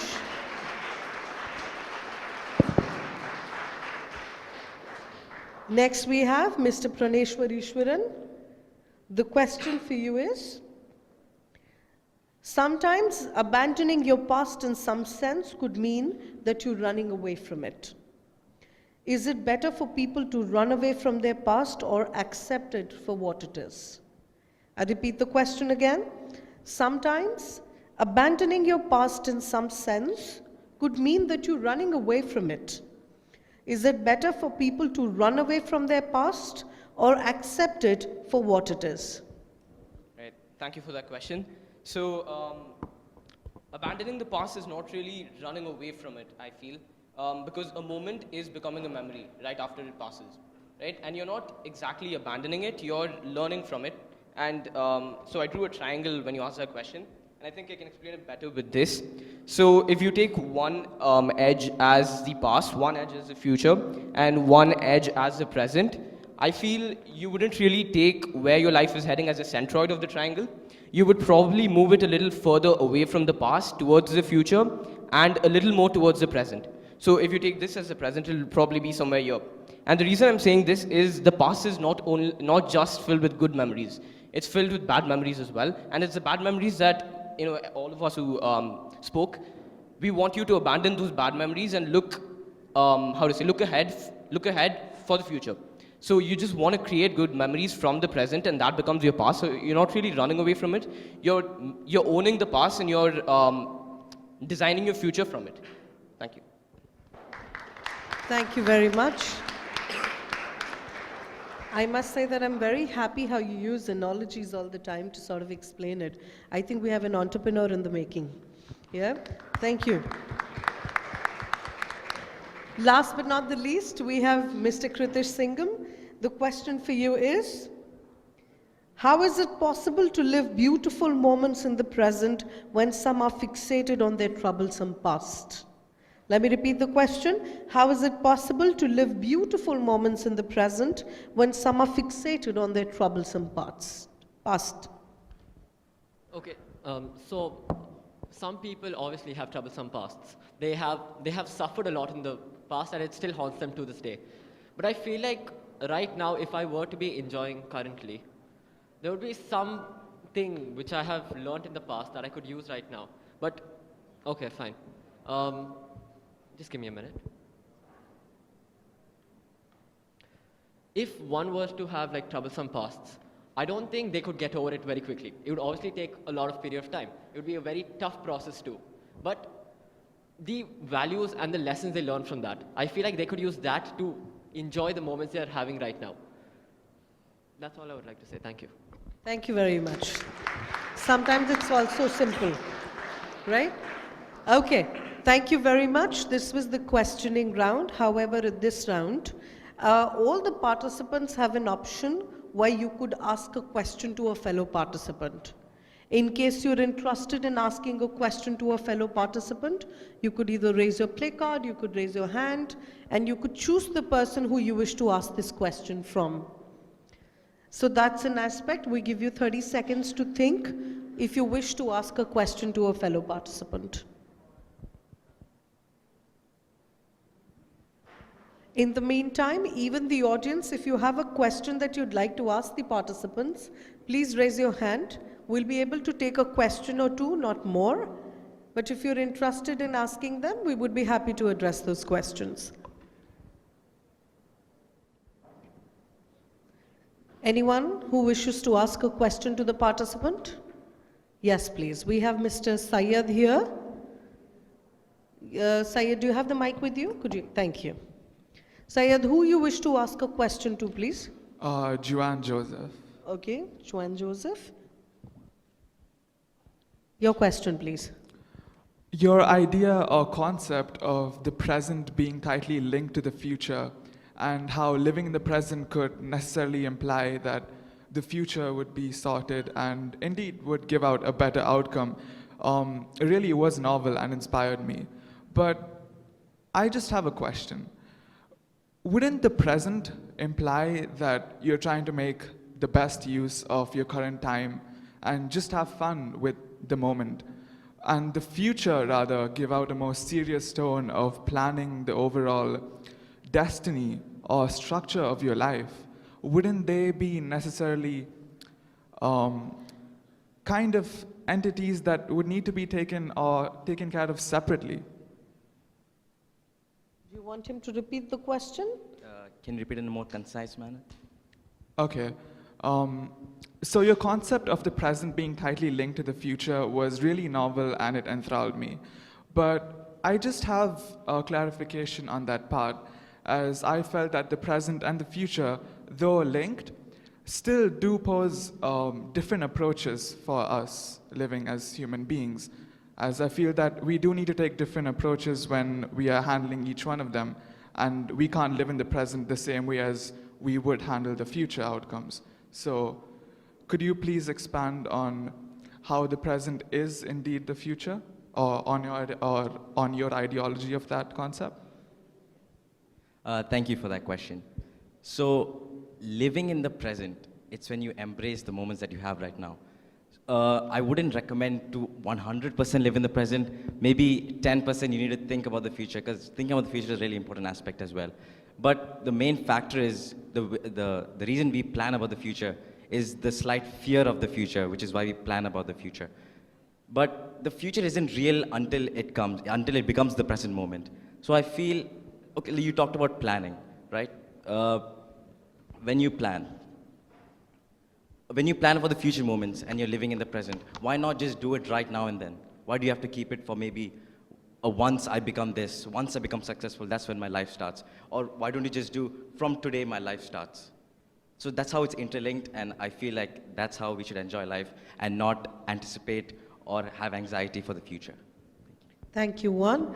Participants, we get only one question, so there is no extended version of this question.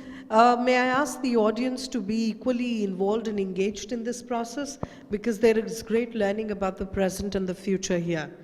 Anyone else who wishes to? Yes, Mr. Parneshwar. Who do you wish to ask the question to?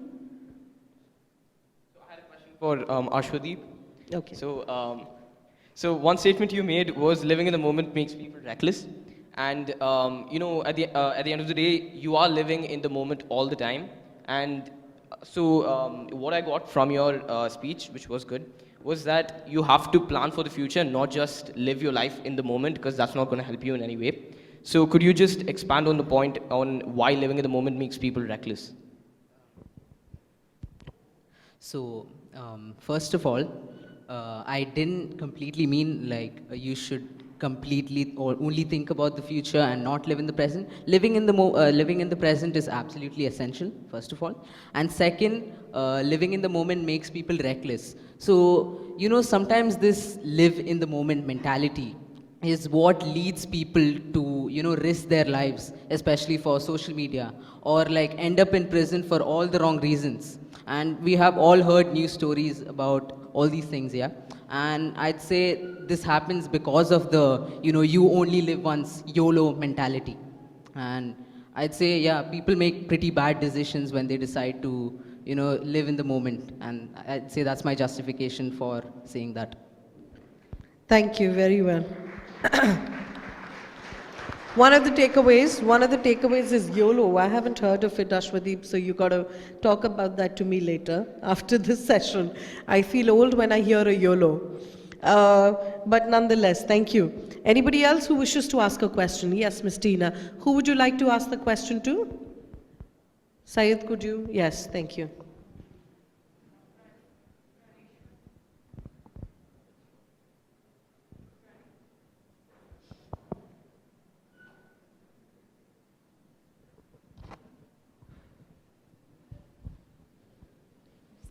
I believe she wants to ask Mr. Praneshwar, so. Yeah, Pranesh. Yeah, so during the questioning round, you had mentioned that when you say abandoning your past or when you're running away from the past, it equates to accepting your past. But do you not, that's what you implied, yeah? So do you not think that there's a huge difference from running away from your past and accepting your past? Because accepting is you're internalizing it and you're saying, okay, we can heal from it. Running away is just being in denial. So what's your opinion on this? Could you repeat the question once again? Okay, so basically you had mentioned that when you say abandoning your past or running away, it equates to accepting your past. So I think there's a huge difference between abandoning or running away from your past and accepting your past. Okay, especially in the words itself. When you say accepting, you're saying you're okay with the past, you're internalizing it. But at the same time, when you say abandoning or running away, you're being in denial, you're running away, you're not accepting your past. So what's your opinion on that? Oh, all right. So when I answered, I didn't equate running away from the past with accepting your past. I just said you're supposed to accept what you can learn from in the past and run away from, you know, what you don't need. Because like, let's take an example of an exam, right? So you've studied well, you've got 99%, but you've not got that 1% at the end. And if you're just gonna, you know, just gonna be there and then just you're preoccupied with that 1%, the next time it's probably just a matter of luck. You can get the 100%. You're not gonna learn anything from that paper anyway. Probably the 1% went from some spelling mistake or something. So that's what I mean. Like, if you're gonna just be preoccupied with the past, it's like watching a movie, right? So if you take your life as watching a movie, you're just replaying one scene again and again and again. And you're probably replaying the most tragic scene again and again. Because we never replay the happy scenes. I've never seen anyone replaying the happy scenes. So, right. So, yeah, so when I answered, I just meant that you have to accept the stuff that you can learn from. And you don't need the stuff that you don't, like, that gives you grief. Just run away from it. I don't think there's anything wrong with that. Thank you very much. Thank you very much. Anybody else? Yes. Who would you like to ask a question to, Mr. Anirudh? I would like to ask Kirtish. Kirtish. So, my question is, say someone who's had a very painful, unfortunate past, how do you think it would help that person to, be better in the present, or be better in the present? Could you repeat that question? Yeah, okay, sure. So say someone has a very painful, unfortunate past, okay? How do you think it would help that person in the present? Would you think it would be better for him, or like how? Okay, so it depends on the situation, first of all. It depends what the person has gone through. A different situation could be helpful for them in the future. And, okay, fine, let's say a person went through a war. Because of that, they had trauma and all of that. Obviously, they'll need a lot of therapy. They'll need family and friends around them who can help them get over this. But I feel like this could help them in certain situations, but not in every situation. And if, let's say, there was a person going through depression because they were getting bullied for something. Once this person recovers from it, they know not to bully because they know what a person is going through. Let's say if I got bullied, once I'm over that and I see someone else getting bullied, I know what to do. I know how to make that person feel better, and I know what to say to the bully to ensure that he might not do it again. So I feel like in certain situations, different things can help you. Does that answer your question? I'm sure, because there is no extended question here, but thank you very much. Please give him a round of applause, everyone. We have an opportunity for the last question, if there is anybody who wishes to. Yes, this will be the last question. Sarah, who do you wish to ask this question to? Praneshwar, you're regulating a lot of discussion around here. That's the forum active. Yes, please. Okay, sorry, Praneshwar, I'm asking you a question again. So, I had more of a clarification than a question. Could you re-explain your analogy of the tomorrow man, especially the high tide part? Oh, all right. Okay. So that poem never, came into fruition. But basically, the poem's name is "Here Comes the Tomorrow Man," and it talks about a man who's living happily, pretty happily, with a small family, with a small set of friends, in a small house, and his main motive is to build a larger house. Because, I think that's what we're all running behind today. It's to get more successful in life, and our definition of successful is, building the bigger house in that sense. So what he does, he takes a beach, right? And that's the only place he gets to build it. So he starts building his house. And it's not a house, it's a castle. It has hundreds of rooms. It's very beautiful. It looks like those old European castles. But then he's building it alone. So he's essentially skipping sleep. He's essentially skipping on all the happy moments in his life. And that beach, he also skips, or he basically ignores the low tide because he can't see it. All he's worried about is picking that sand up and building that huge castle. And one day the high tide comes in and washes all that, or washes that castle away. So I think it might be pretty self-explanatory, but we are all focused on only building that big house in the future, right? Are we ever focused on the small moments, that small set of friends, the small family that we've got, or that small house, you can imagine that small house to be a big castle. And it still be, a small house can be a big castle if you just change your, perspective, your point of view. So that was the basic, that was the analogy. Yeah, I just had a doubt because you mentioned in your speech that... Sorry, Sarah, we can't take an extended question. This was my question, actually. Yeah. Sorry. So I just had a doubt. You mentioned in your speech that worrying about the future doesn't really help because the high tide washed over and he worried so much about the future that he didn't actually get to do. But don't you think the high tide was something he could have predicted and prevented? It might have been. Look, the prediction part is not what we're worried about, right? He couldn't predict it because he was so preoccupied with building that house. That's all he wanted. He didn't care about anything around him. He didn't care about the high tide, the approaching high tide. He didn't care about his family. He didn't care about anything. And Okay, thank you for answering. Yeah. Thank you so much.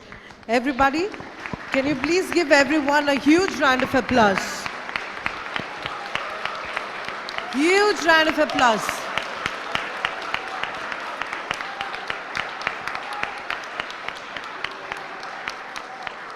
Thank you so much.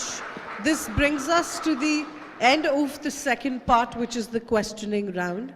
And this also brings us to the end of the discussion forum. But just to conclude a bit, first of all, my compliments to each and everyone sitting here. What a magnificent point of view and perspective. It's brilliant what you're doing at this age. And one can see how you foresee life, one can see how you foresee future, one can see how you foresee and want to live your present. A couple of words that came out very loud and clear in this discussion is balance, mindfulness, awareness. I like the triangle theory that she gave, the living in the present, the personalizing that you did. The concepts that you floated around are so brilliant. See, there is never a win-win situation when we talk about the present and the future, because both are choices, are perceptions that we have about life. But my compliments specifically to all the students here for doing such a brilliant job. So one more round of applause for all of them, please.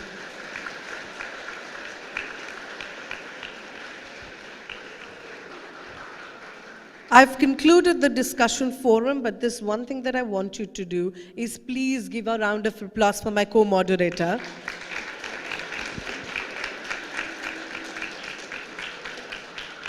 Actually, he's been directing, he's been channelizing me saying, do this and do this and do this. And before I leave this stage, I also wish to tell you that, I was prepared for this session by a team of boys here, I believe. I've forgotten the name of everybody. I remember a couple of them. But what are the names of them, if you can please share with us? There's me and Vishal, then Abir, Abhishek, Aryan, Anay, Karthik, all of us leads were behind all the discussion forum and the planning. Give them a huge round of applause, everybody. Very well done. Besides the fact that the learning department, which is, Mrs. Bindu, Mrs. Sheba, they have come across and along with the team explained this whole idea to us and brought in the present and the future debate in general. Thank you so much. You have been a lovely audience, and may you have a very, very good day ahead. Thank you to the participants. Thank you, Adil. Thank you. Not exactly a high note to start on, but that's who I am. So I wrote this speech 2 days after the deadline to present it to my teachers. Why so, you may ask? Well, I definitely did not procrastinate. No. Well, I was stumped after reading the topic. But weaving moments and what makes me, I had no idea. So here I am, trying to figure it out. And I think I got something. How do I face tough situations? Well, it's a two-part solution, really. A bit of humor, of course, and being meta. Now, being meta translates to being extremely self-aware, viewing yourself as you would view a television character. Being meta helps you peel away the layer of subjectivity from your problems. And now, using this wildly eccentric method has helped me solve a number of problems and let me live a life through viewing moments with loved ones or random people you meet at a water park. Yeah, it's been a wild year. So I was in this water park with my friends, and guess what? I got separated from them. I was shook. I was scared. No, I'm not being sarcastic right now. I was scared. I was outside of my comfort zone. And I got started along with a random group of boys for this group ride. And guess what? We made a bond. Yeah, I made a bond with them through having the same favorite band, the Smiths. You might have heard of them. Now, what shaped me as a person? Was it my parents, my peers, was it my teachers, or was it something else? Something true to the hush fashion. Drum roll, please. It was pop culture. Pop culture, as in my personality, is like a soup, and it's made of different ingredients, each ingredient being a fictional character. Yeah, I know, it's weird. I don't want to talk about it. Now, seeing the struggles they go through, each and single fictional character, it inspires me to do better. A huge chunk of my personality is just Abed from community, and I'm proud of it. Now, when you all lay down to sleep tonight, I hope you lay down with the contentment of knowing that you have destroyed that comfort zone and that you are in fact living. Thank you. You all have been a lovely audience.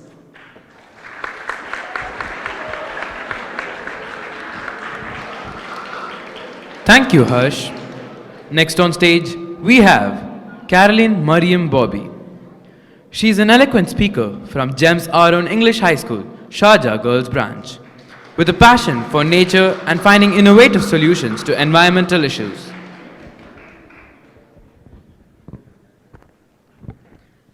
Do you all remember back in October when we were in school and it started pouring down heavily, the first rainfall of that year. I bet all of you had a great time that day. As for me, it is one of the best experiences last year, as I still remember what happened that day. We left late from school and we spent more than 3 hours on the bus due to heavy traffic. However, my friends and I did not even notice how quickly the hours flew by, as we were busy having so much fun. We sang songs, played games, and we even waved to the students in the OOB bus passing by.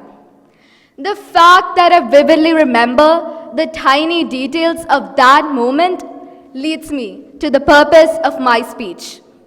Greetings to one and all present here.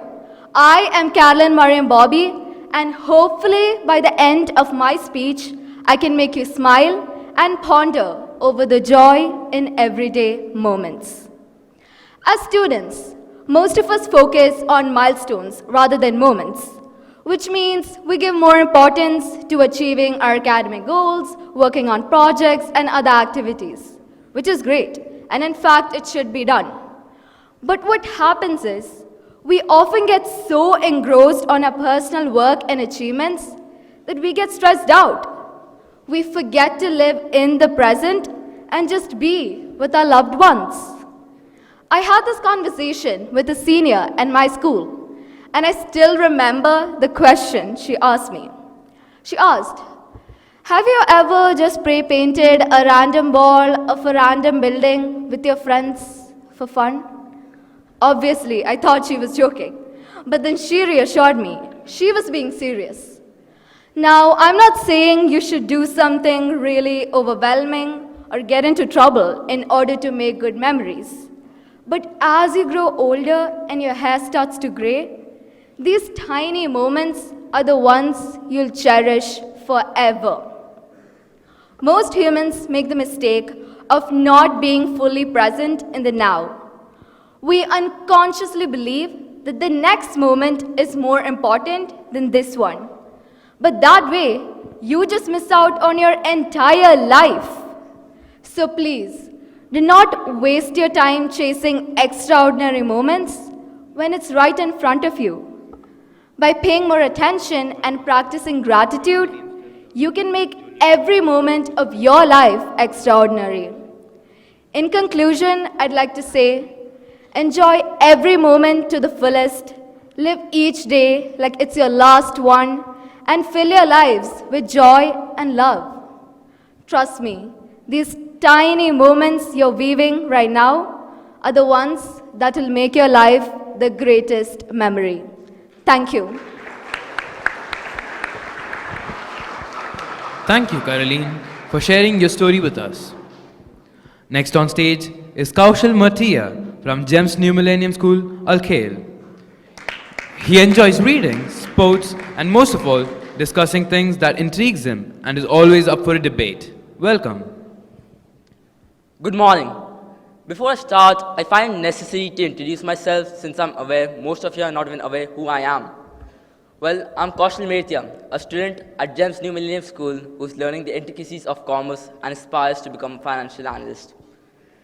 I'd like to share a quote that has deep meaning with me and this presentation here today. The quote is by William John Banville, an Irish novelist. It states that, "The past beats inside me like a second heart." I repeat, the past beats inside me like a second heart. So now let's go a bit deeper into today's topic. What exactly is a moment? Well, according to Google, it's something that happened in the past. But isn't that explanation too bland? I have my own explanation to it. It's something that forges us, builds us into the person we are and become. Is it getting too complicated? Take an analogy for a second. Imagine a new child as a completely blank book. No title, no cover page, not a single letter. As the child is born, his first breath is recorded in that book. Everything that child experiences and feels is recorded, even the tiniest breath. It's similar to an autobiography. An example would be an autobiography I read, known as Mein Kampf. It was the autobiography of Adolf Hitler. One interesting thing I learned about him was that as a child, Adolf Hitler had wished to become a painter, but his father was a military man and never allowed him to be so. If that incident had not taken place, we may have had the second Picasso and not a second World War. Now, I'd like to share one such experience I felt myself. To experience this, we'll have to turn the clock back to 2017. My elder brother, after his boards, finally decided he wanted to go to India for his further studies, and my dad received a job offer at the same time from Saudi Arabia. It was then that my family split apart. My father in Saudi Arabia, whereas me, my brother, and mother were in India. I never realized how important my father was to me. I experienced his favors every single day, every single moment. He sacrificed his entire life for me. He woke up early, slept late, just to give me a moment of happiness. And when I was in India, I realized my father did so much for me and I could never realize it. Ever since that day, that I truly understood how to appreciate a person.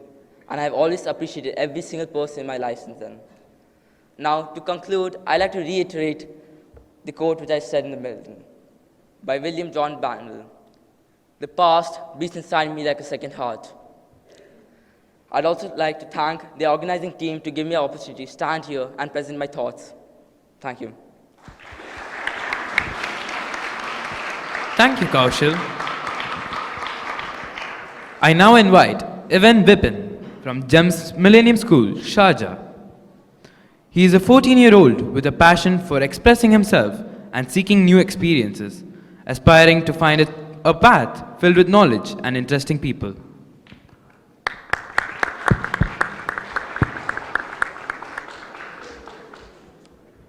Okay, how cool is this? I'm so grateful that we could all come together right here to discuss our thoughts and experiences on weaving moments. My name is Ivan Vipin, and I'm a 14-year-old with an interest in a vast assortment of things. And I don't know about you, but I love a good story. Good stories surprise us. They make us introspect, think deeply, and more often than not, inspire us. They present information in a way that a PowerPoint crammed with information never can. And so I will tell you a story. I'll take you to Calicut, Kerala, India. Chilly days and cold winters with an air of festivity. It's December 2022 there, and the people there are surely gearing up for Christmas. Now, I just so happen to reside in this community called Maynard for a good while, and I learned a great deal about the type of people there. There's something about the atmosphere, you know? It's always so cheery and joyous that in this sometimes miserable world, it sort of sticks out like a sore thumb. It's a really interesting place, and trust me, it will be worth your time. So let's start with someone I've grown to respect and admire over the course of my time spent there. A man by the name of Babu. His life is one with many difficulties. He's just an auto rickshaw driver, but there's a story behind that. There's a story behind everything. He developed cardiac difficulties early on, and his wife fell ill shortly after that. His children are away for studies, and he can't perform heavy tasks, which led him to become an auto rickshaw driver. And he's in a financial crisis, and that auto, that's their only source of income. A few houses away lives a nice old lady named Lucy. I try to make an effort to visit her whenever I can. During our time together, I learned that she has a son who's away for work and a younger son who is deaf and mute. Her husband is away for work too, and she stays at home by herself with only the oxygen in her house to keep her company. So you can see why she loves this community of tightly knit folks. Okay, one more person. In the next block, there's a man named Louis who lives alone with his wife. Now, don't get me wrong, he's one of the most active people in our community. If you ever walk by him in the morning, he will flash you a bright, happy smile, wave at you, and wish you a good morning. However, if you walk by their house, what you won't be hearing is children shouting and screaming. Why? Because for the past 25 years, despite their prayers and tears, they have not been blessed with children. Now let's fast forward to December 19th of 2022. There's a carol troupe in town, marching about, singing songs and making merry. Now picture the predicaments of the people I've mentioned.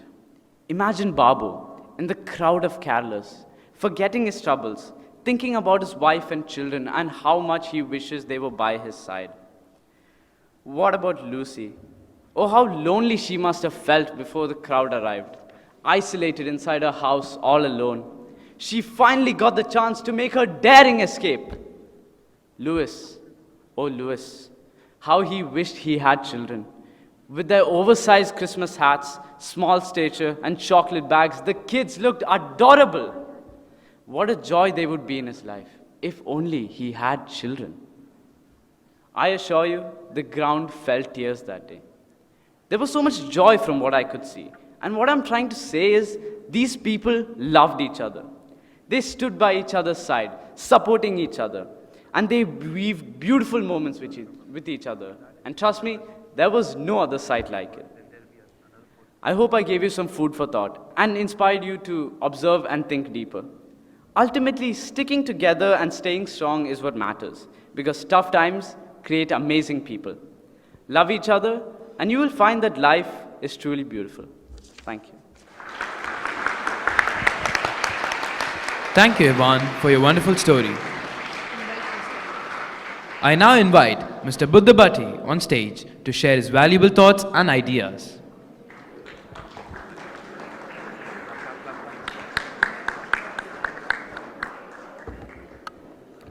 Check. Hello, good afternoon, everyone. How are you guys doing? All okay? Thank you so much for having me here. Well, the first thing that everybody asks me is, why DJ Buddha, right?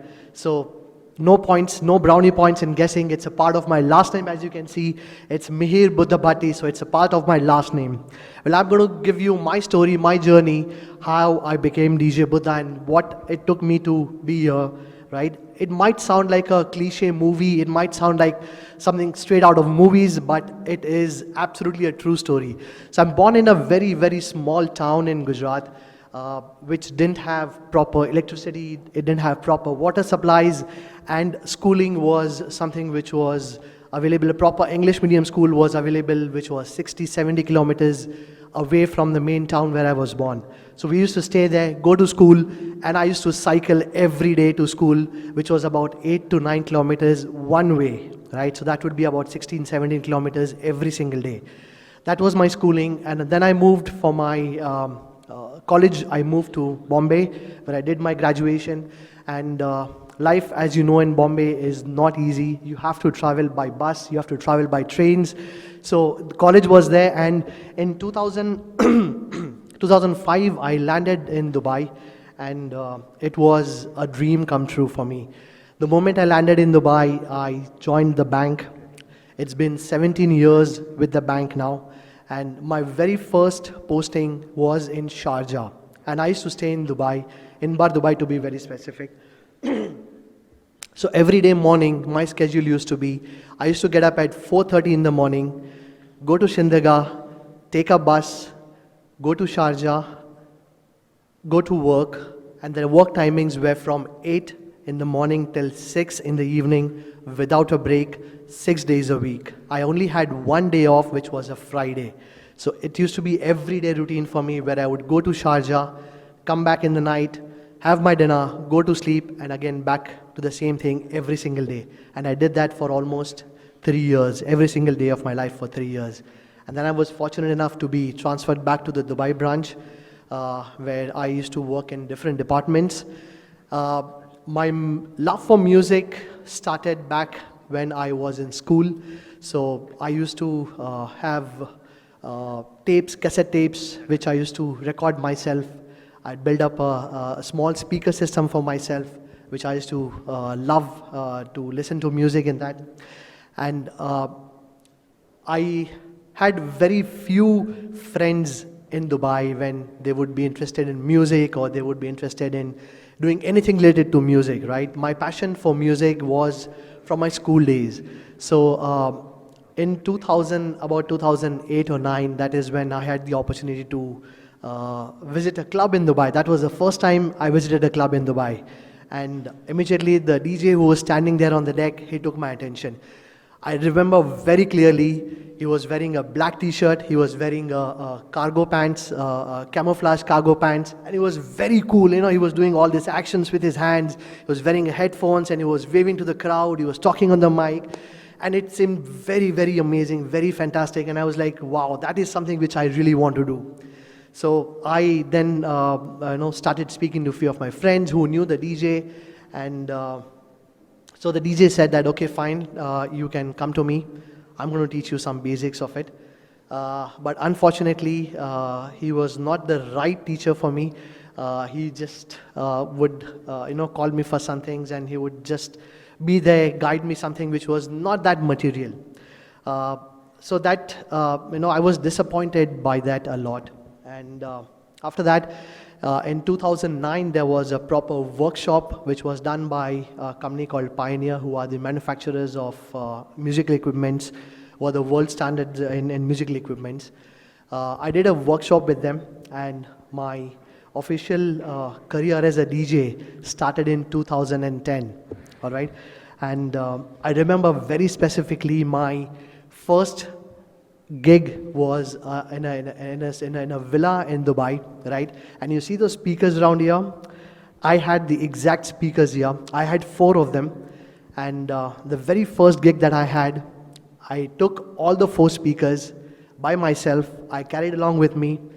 The event was starting at 9 o'clock, so I was asked to be there at 7 o'clock in the evening.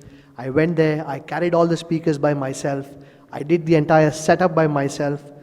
The guests didn't come in before 10 o'clock. Once the guest came in, they started having their conversations, they started mingling around. And I was there at that event till 5 o'clock in the morning. It was December, it was winter, it was cold. From 7 in the evening till 5 in the morning, when the guest left, after that I had to wind up, carry all the speakers myself, put it in the car and come back home, which was 7 in the morning. So I did one event, and that was after my work. So from my work, which gets over at 6 o'clock, I went straight for the event from 7 in the evening till 7 in the morning. And so the person who gave me the event, they initially said that we are going to pay you 500 dirhams for this event. Now this was my first ever event, and I was excited about it. I said, okay, fine, I'll do it for I'll do it for 500 dirhams. So the next day when I called him, I asked him, sir, when can I come and collect my money? He said, okay, you come to my office. I'm there till 6:30. Done. So from my office, I left directly to his place, went there, and that's when he handed me 300 dirhams. I was like, okay, but we agreed for 500 dirhams. Why are you paying me 300 dirhams? So he said, 200 dirham is my commission for this. Just to refer you to somebody, that is my commission for that. And that is the day I realized that there is nothing more important than hard work. All right. Over the years, I have worked on my music, where I have been going for my events every single day after my work. So I don't think it's mentioned over here, somebody has spoken about it, but I actually do 6 jobs, right? I think I've spoken to a few of my colleagues here. I am a banker by profession. I'm a DJ by passion. I have wife, I've got 2 kids. I've got my own radio show on City 1016. I host every Saturday. I'm also a guest lecturer for events management at EMDI. So these are the 6 jobs. My 24 hours are literally divided into 6 segments. I love what I do. And just because of one thing, I'm passionate about music. I'm passionate about events. That's what keeps me going, right? From 2010 to 2016, 17, it has been a big struggle wherein I would be going. So club events was something which was really fascinating, with all these lights, with all these people around. That was something which was really fascinating for me. And I remember I used to go to clubs, I used to go and meet the owners, sit with them, talk to them for endless number of hours just to get that one chance in a month to perform on a stage at a club in Dubai. I did that for about 4 years, and then finally I got a break to perform at a club. And then slowly, steadily, events started flowing in, and I have opened for almost all the Bollywood artists that you can think about, be it Arijit Singh, be it Rahat Fateh Ali Khan, be any of the singers that I have opened for. But till date, my biggest career, the biggest gig of my career has been opening for the legendary A.R. Rahman at Expo, which was at the Jubilee stage, in front of 27,000 people.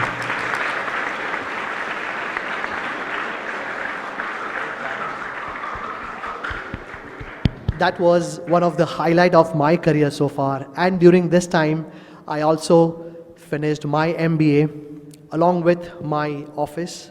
So the MBA was a part-time MBA where I used to go to college in the evening. Straight after work, I would go for my college, for my MBA, in the morning college, and in the weekends I used to perform at the events. And along with that, I also learned music production. This is something which I really passionate about, and something which is very, very close to my heart. If you would like to listen, you can search for something called as Desi Deep House. That is my genre of music that I have created by learning this music production, right? And there are 3 takeaways which from my journey I would like to share with all of you, so that it is going to help you in your career, in your future things which you would like to do. Number 1 is to learn a skill. Whenever you have time, whatever thing you are passionate about, always learn a skill. Be it anything, be it music production, be it videography, be it photography, be it anything. A skill set is something which is extremely important, and that is going to be there with you for the lifetime. The conventional education which everyone has to follow, which everyone has to go through, that is of course going to be there. But a skill set is something which is going to help you for the lifetime. So learn something, never say no to learning anything that comes across. You might like anything, it might be related to arts, it might be related to sports, it might be related to movies, it can be anything. Be sure that you learn a skill which is going to help you for the lifetime. I learned it, it has helped me a lot. That's why I'm telling you, learn a skill which is extremely important, right? Second thing is, when you learn it, be consistent on it. It took me 12 years, after all the struggle, after all the hard work, to reach this stage, which I'm really proud of getting invited to speak on this stage.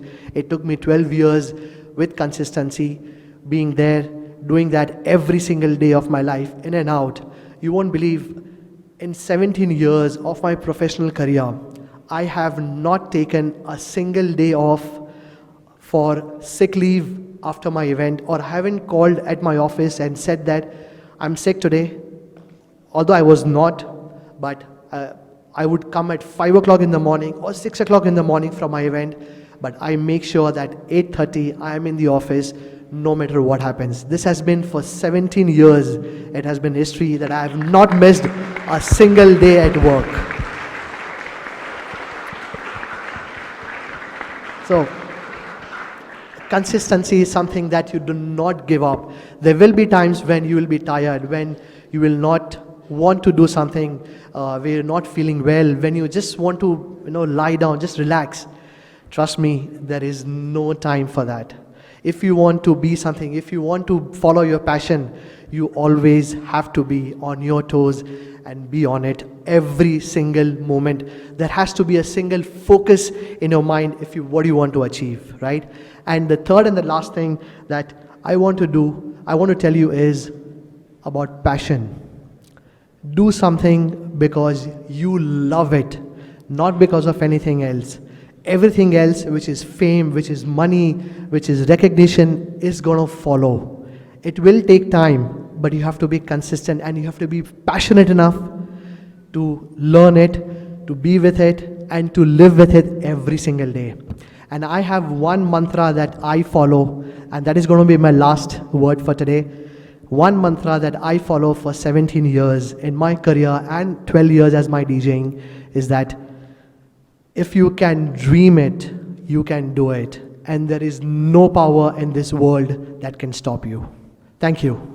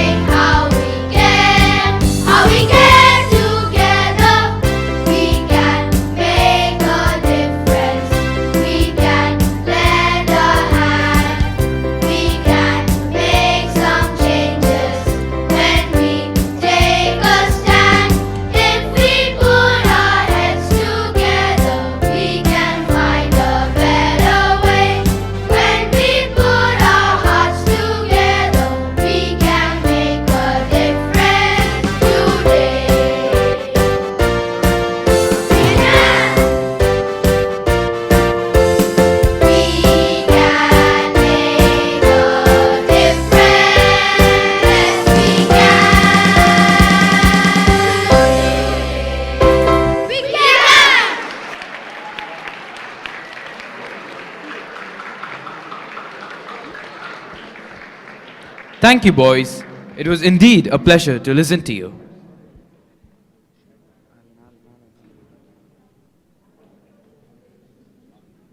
The next speaker on stage is Alisha Hajra Junaid, an enthusiastic public speaker from GEMS Modern Academy who wants to spark change with her words.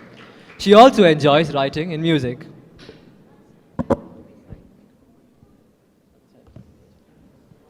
Weaving moments. It is the act of creating continuity and connections between different events and experiences in one's life. It is a way of finding meaning and purpose in the seemingly disparate and random occurrences that make up our daily lives. Today, I wanted to use my platform not only to share my moments, but to give a gist of my experiences. As an individual who aspires to set an impact on her society and her community, as I traverse this journey called life, often I ask myself, what is my purpose? And in search for that answer, I came across something quite intriguing by the name of Ikigai, which is a Japanese concept that means your reason for being. It is your life purpose, it's what brings you joy. And it involves a convergence of 4 areas of life: what you love, what you're good at, what the world needs, and what you can be paid for.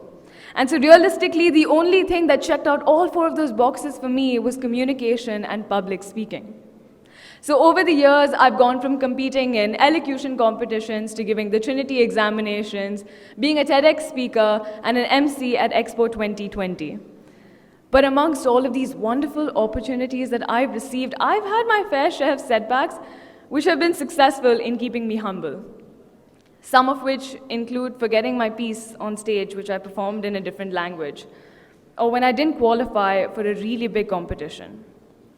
What I've learned is that sometimes we cannot control the situation. What we can control is how we respond to it.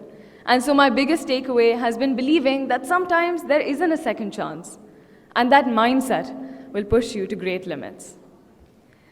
Today, I wanted to share an experience that completely altered my mindset.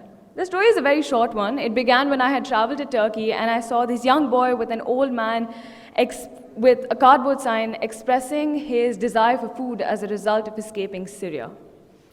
That moment when all the buzz and the chatter and the bustling streets of Istanbul came to a halt, that etching silence, that moment when I realized how grateful I am for my life. That moment when I realized that when we focus on the things that we are truly thankful for, we are more likely to notice and savor the good things in our life, things and experiences which cannot be bought. Today as speakers, we've all come to share our own narratives, which are undoubtedly unique. And what manifests our individuality? Hobbies, sports, and creative pursuits are a great way to do so. Although I stopped training in gymnastics a couple of years ago, there was one lesson that my coach taught me, which I still remember to this date, and that is the power of trust and faith in your body and yourself. As we weave all of these timeless moments together, we create a tapestry of our lives, a rich and vibrant depiction of who we are and what we have experienced. This tapestry can go on to guide our future as we navigate the twists and turns of life with greater intention and purpose. I started my journey with one burning question, and so I leave you with one final one. Ladies and gentlemen, have you found your purpose? Thank you.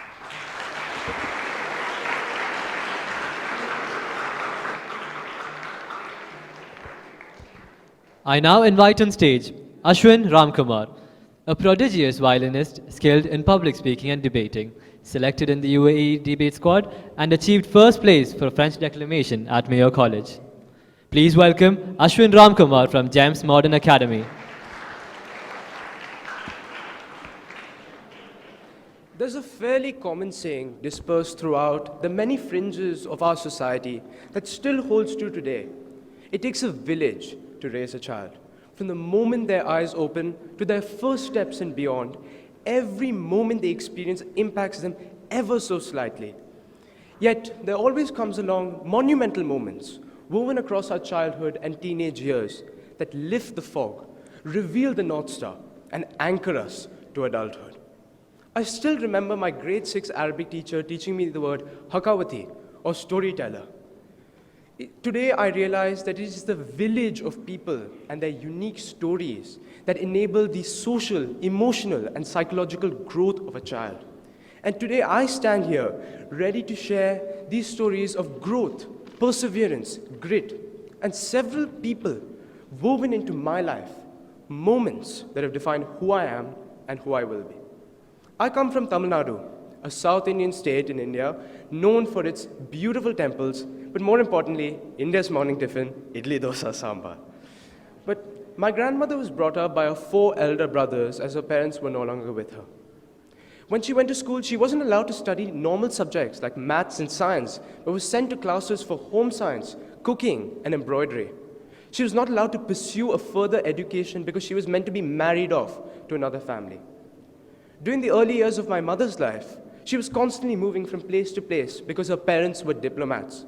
She witnessed firsthand the great atrocities of racism. She told me how her parents could not visit restaurants in Belgium, Portugal, Brazil, etc. because of racial segregation and how they were mistreated multiple times. During my teenage years, I've had the chance to make friends from various backgrounds. People who've gone through trauma like no other because of the bigoted people around us. A friend of mine at school from Uttar Pradesh was on the verge of losing his father, who was held at gunpoint because he was a Muslim. Each story I've shared today highlight the disgusting pains of societal bias and stigma that still plague us today. Racism, classism, sexism, and bigotry.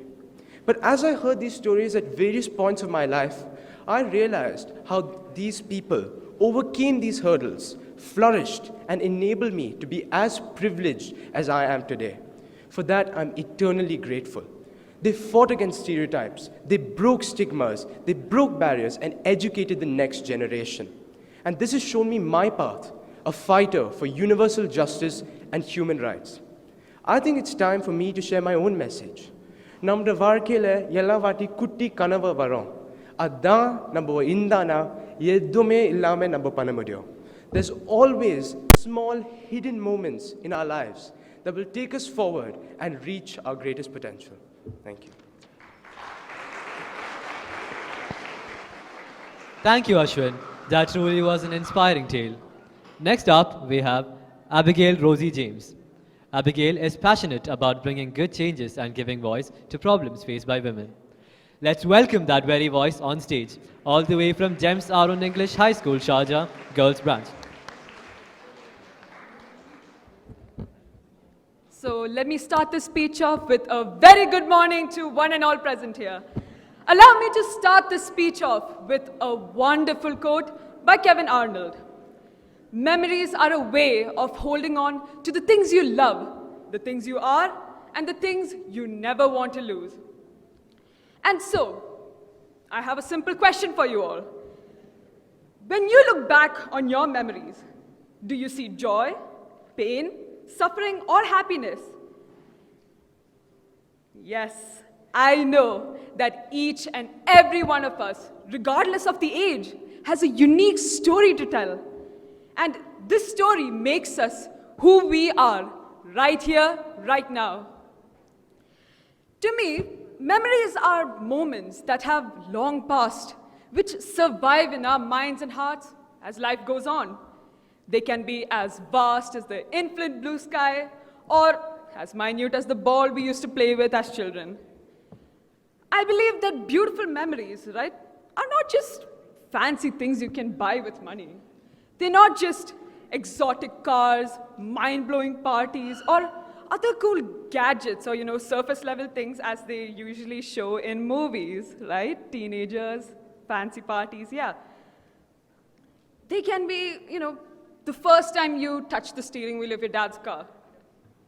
In today's case, getting together with your friends during the pandemic, or all the petty arguments you've had with your siblings, and the recent one, watching FIFA World Cup.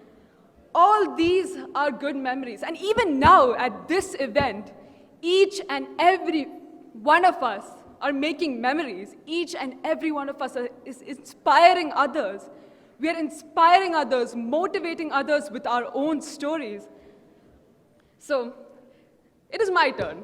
Let me tell you a story that helped me stand here in front of you all.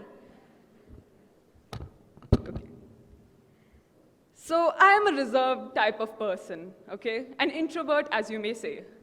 I don't take any big opportunities, and I could never imagine myself in front of an audience on a stage. And I'm also someone who has failed in many things, many times before. So, yeah, I am pretty humbled right now. So, because of these failures, right? A few years ago, I gave up.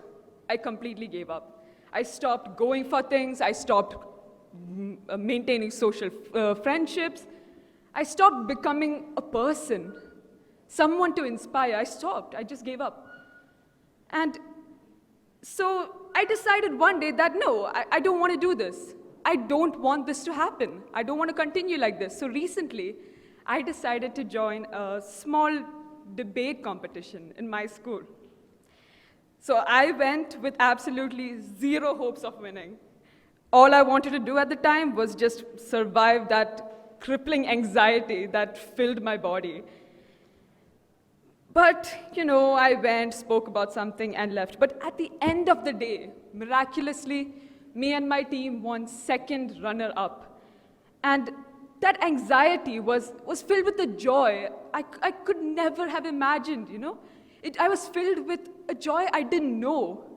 Teachers and friends, people I rarely ever spoke to, they supported me in a way I was unfamiliar with. And that changed me. And so, here I am today, in front of other schools, esteemed guests, and my dearest friends, trying to reach out to others like me and expressing myself from the bottom of my heart. Don't get me wrong, I'm still anxious, but the difference is that I realized from my finally past experience that at the end of the day, it's all worth it. It becomes worth it when you see the people around you, when you see the inspiration you give to others from your own memories and your own moments. So yes, I believe that indeed the past helps us look towards the future. But obviously, this doesn't mean that all memories are just sunshines and rainbows. We can agree on that. There is pain, sadness, anger, heartbreak. But what I've learned from those type of memories is that they always give us a lesson to learn from. And as life goes on and we are surrounded by our closest friends and family, they become more bearable and something to guide us into the future. These bad memories, along with the good ones, combine and shape us into who we are today. In my case, who I am right here, right now. And thus, I conclude this speech with my own little saying, "This too shall pass." And as they transform into memories, they transform us into who we are and where we truly belong. Thank you for joining me today, and I hope that my memories and yours may inspire us to find our truest self. Next up, we have Trisha Sayani, an enthusiastic speaker from GEMS Our English High School, Warqa'a. Trisha is an ambitious girl with a passion for innovation and public speaking.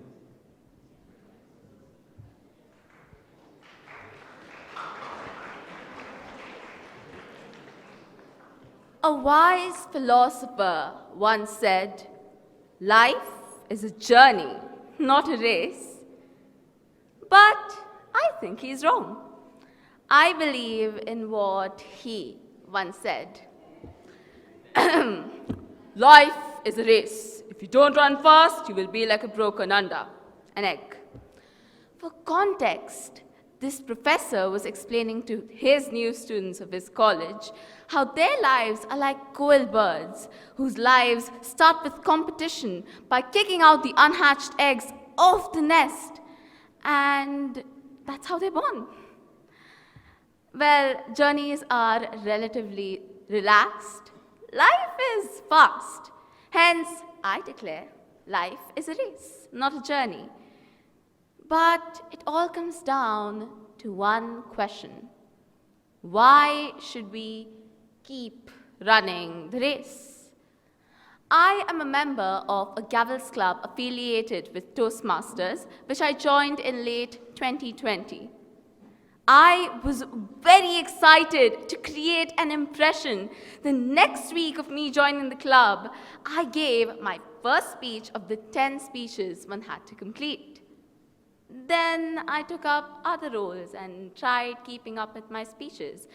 But I don't know whether it was just the online platform or it was just decreasing enthusiasm. My progress became stagnant. I gave just 4 speeches with huge gaps in the middle. When the club reverted to offline in late 2021, I saw the stage and I felt a spark ignite within me. I realized how much of myself I had lost by sidelining from the race to prove myself. In 2022, I gave all 6 of my remaining speeches offline with an overwhelmingly positive response. I created an impression as one of the most enthusiastic members of the club because members part of the club for 4 years had not achieved the feat that I had in 2 years. I created the best, most inspiring moments in my club in the adrenaline, and these moments would make my Gavels journey feel complete. If we take life as a race, every moment we create creates the longing to create another, the excitement to live the next phase of life. So, why should we keep running the race? Because we weave the best moments in that adrenaline. We remember our life as moments, and every moment we weave will make our life feel complete. So, stop criticizing Viru Sahasra Buddhe and run the race. There are infinite moments waiting to be woven out there. Thank you. Thank you, Trisha. That was a truly motivational story. Once again, we congratulate all the speakers here for their thought-provoking and heartwarming speeches. Inspire 2022 salutes the beautiful thoughts shared by beautiful minds that shall create an even more beautiful future for all. Let's now have a musical break. Our little masters from the primary grade are all set to enthrall us with their instrumental magic. Please welcome them on stage.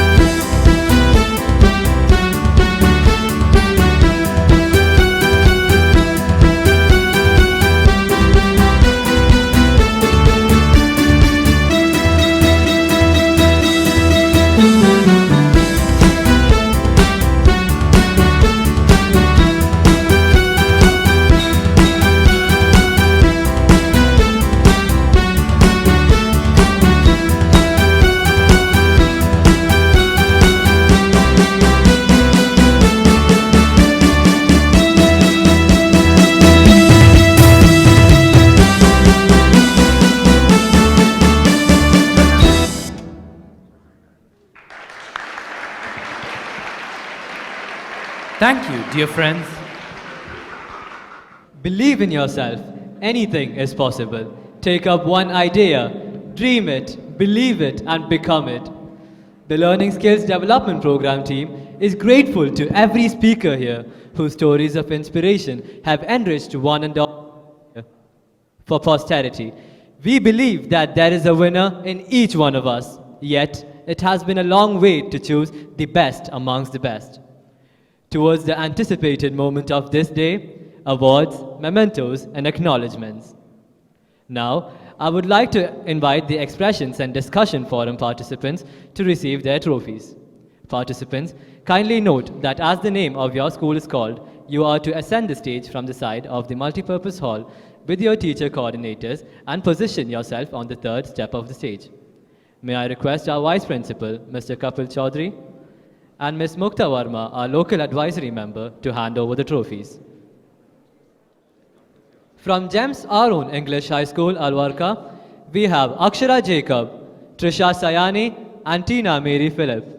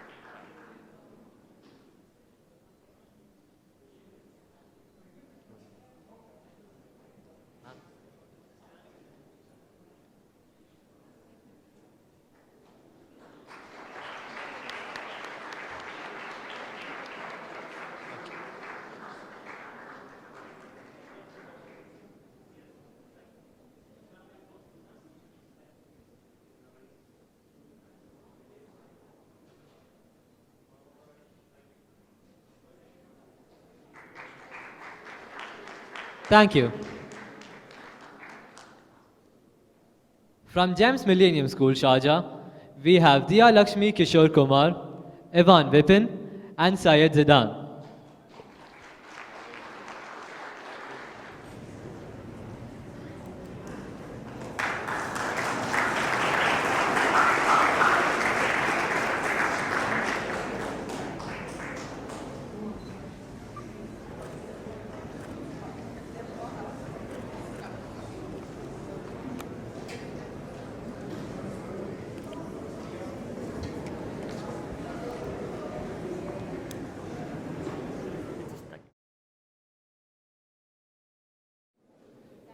Thank you.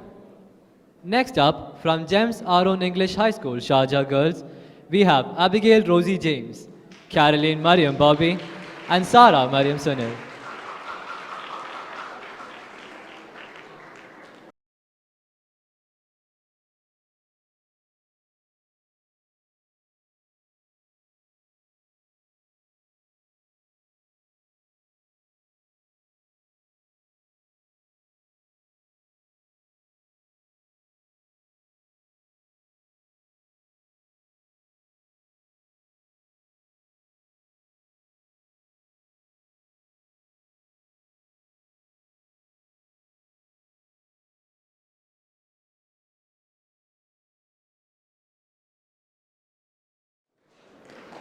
Thank you. Next up, we have from GEMS Our Own English High School, Sharjah Boys, we have Basil Sunil, Aaron George Vinay, and Anirudh Shyam Menon.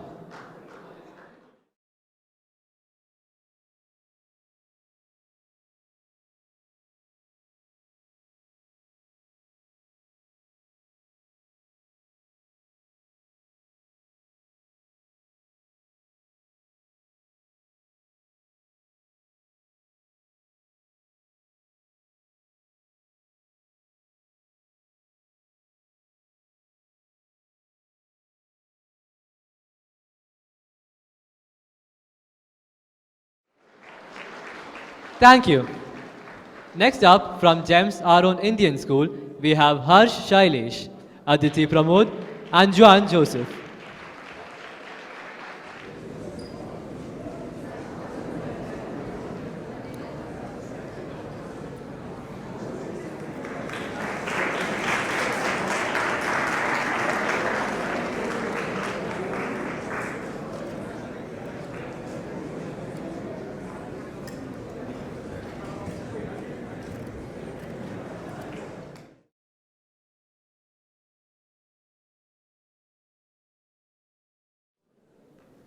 Thank you.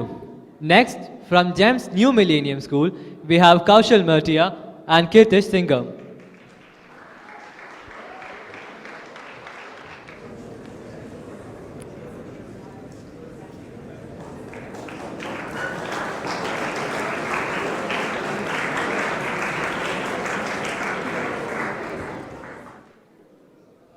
Thank you.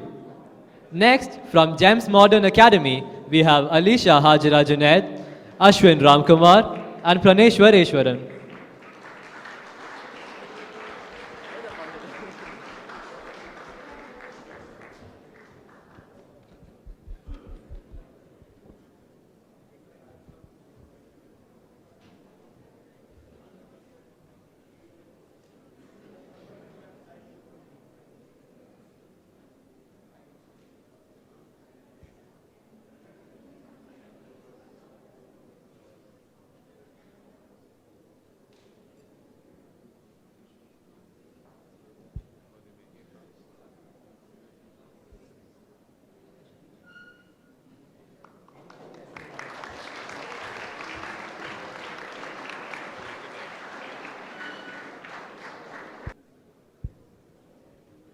Thank you. From our own high school, Dubai, we have Aryan Pillai, Syed Keyaan, and Ashwadeep Raj.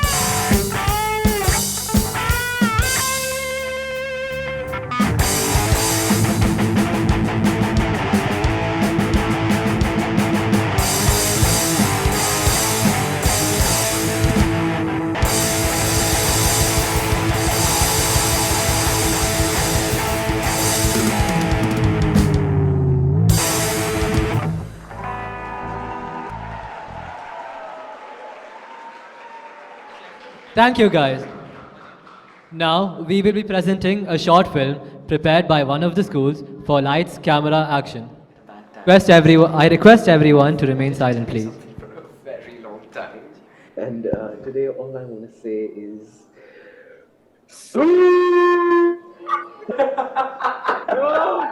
What is this? Bro, you actually called Africa, man. He's gonna actually murder you. Bro. Don't worry, man, it's my old number, so even my mom doesn't have it saved. How will he find out? Well, this was fun, but I gotta go now. Mom's really nagging me. I have to have dinner. So see you guys. Alright. Okay, boss. Bye, guys. Man, bye. Yeah, bye, guys. Bye, guys. Bye. Thank you so much. Bye.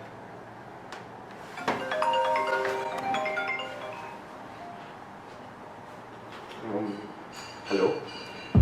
Hello, Tara. It's been a while. Sorry, who is this? I think you and I know each other very well. I think you've got the wrong number. Yeah, I'm gonna cut the call now. No, I don't think so. You're exactly the person that I wanted to talk to. Okay, alright, that's enough. Goodbye.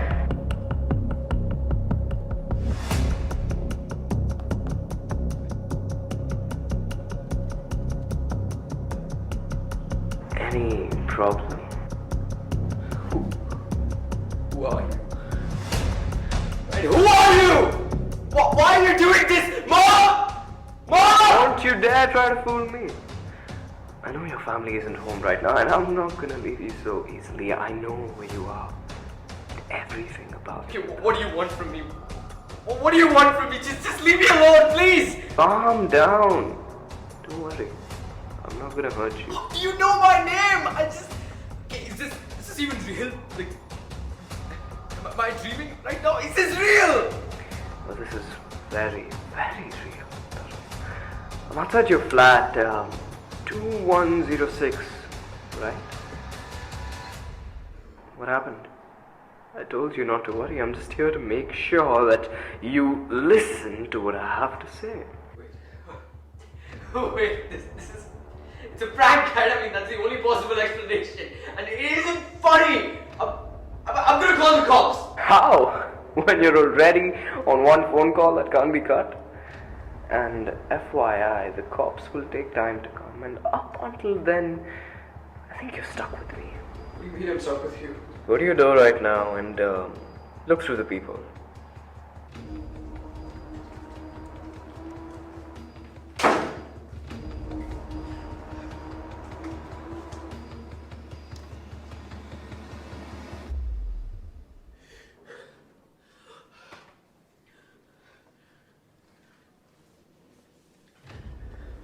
Okay, stop wasting my time. Now listen to me. I'm gonna get to the point. I just need 5,000 dirhams in cash, and I have money but nothing in cash, and you seem like the perfect person to go to. You're definitely gonna help your friend, right, Tara? I don't know if my parents keep the cash in the house. Try to think straight. I mean, if you're having such difficulty, I can just unlock the door, come in and help you. How does that sound? No. Just don't come in. Just don't come in, please. I'll get the money. Just give me 5 minutes. You have 2 minutes. Get the money, bring it to the doorstep. Tick-tock. Tick-tock.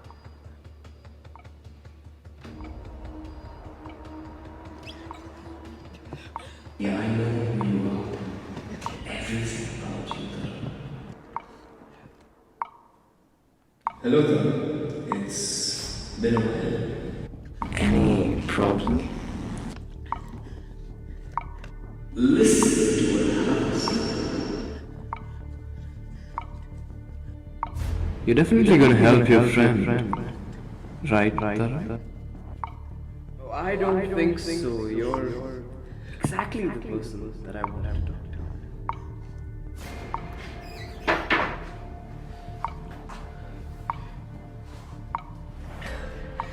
Hello? Hello? Right here, no need to scream. I got only 4,000 dirhams. I couldn't find 5,000. I'm so sorry. I just tried so much, but I couldn't find the money. Just take this money and just please don't help me and leave me alone. Please go. Alright.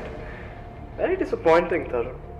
But I guess I've had my fun for tonight. Maybe I'll come tomorrow to get the other 1,000. And who knows? Maybe we can have a better conversation then. Anyways, open the door and give me the money. Don't be scared.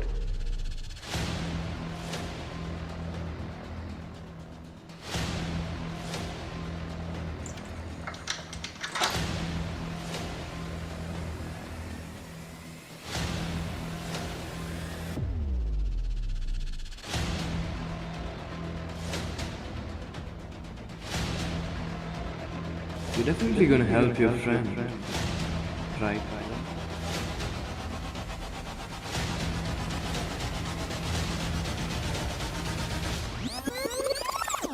Yeah, man, Vihan's coming over tomorrow. It's been like 3 years no, since he went to Canada. Yeah, man, I miss that guy. It's a real prankster.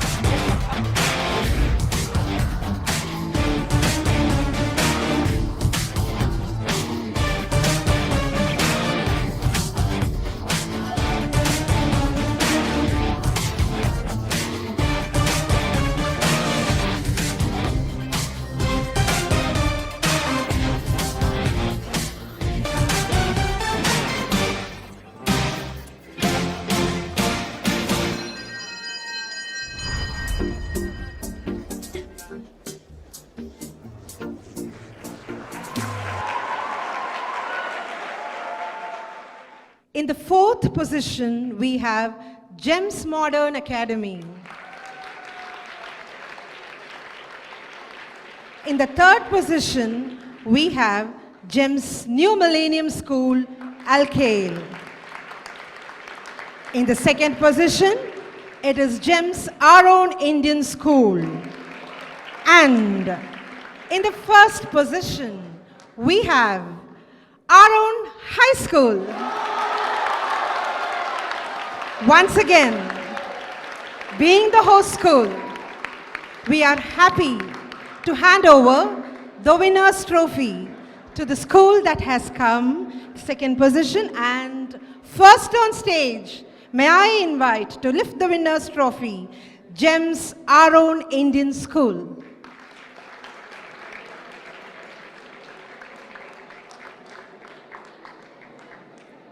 The winner's trophy will be lifted by GEMS Our Own Indian School. May we have the teacher coordinator along with them?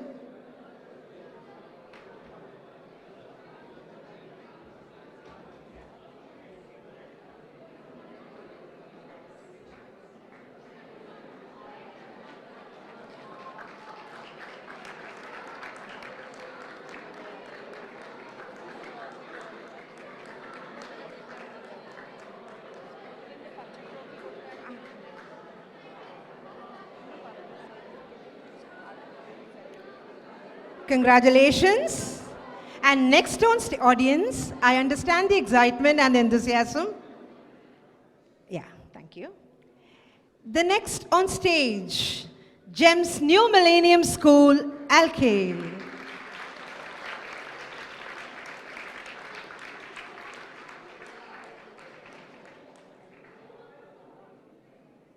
GEMS New Millennium School will be lifting up the first runners-up trophy. Congratulations.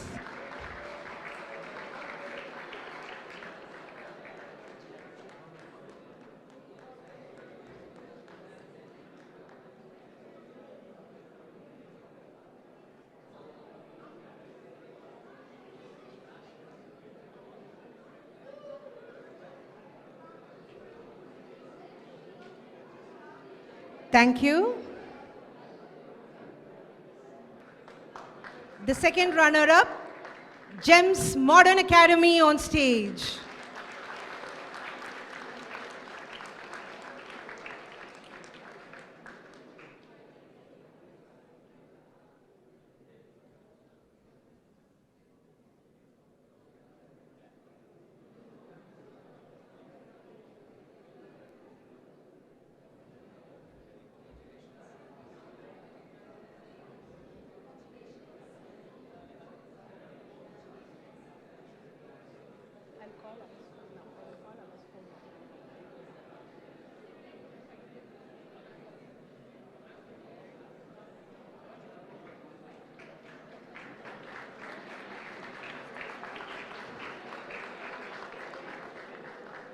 Congratulations. May I take the pride and privilege to welcome on stage Team Our Own High School.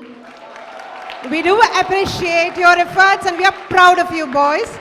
Can you please come on stage?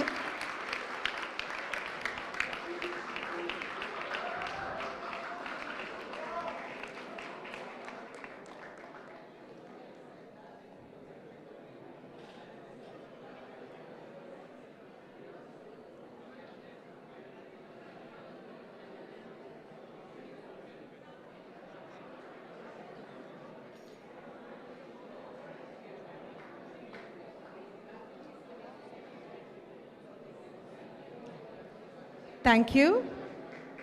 Thank you, ma'am. Thank you. Please note, the certificates shall be sent to your respective schools shortly. Participants and teacher coordinators, kindly note, we shall send your certificates to your schools. Bringing to you, at least not forgotten though, we have special awards for those special winners of the day for depictions.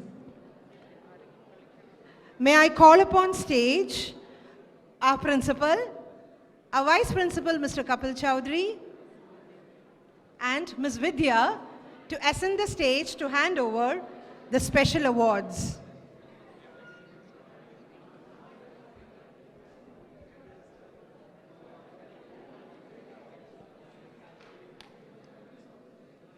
For the special awards in the category of the most creative interpretation of the theme, we have GEMS Our Own Indian School.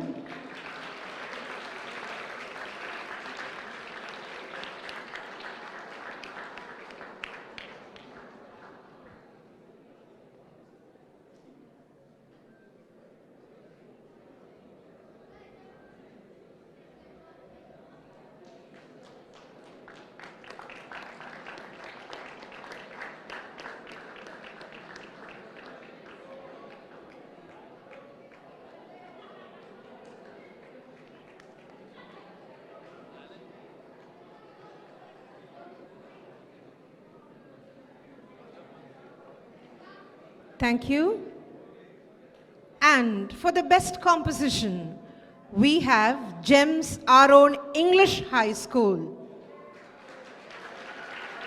GEMS Our Own English High School, Dubai.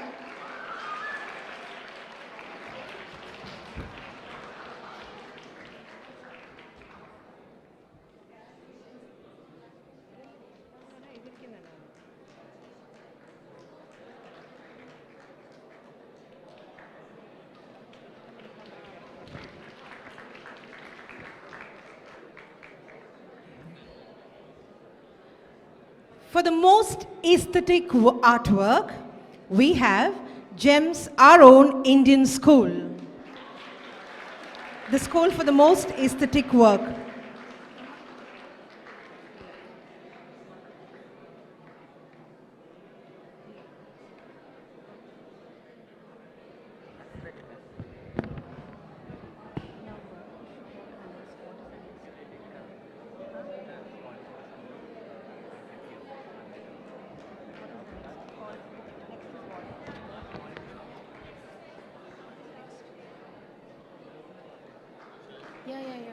Open that.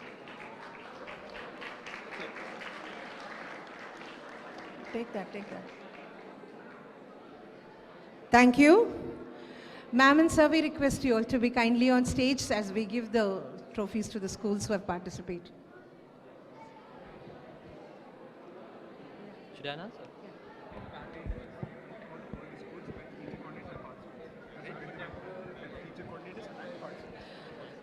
We request all the schools as they come on stage to come with their teacher coordinators as well.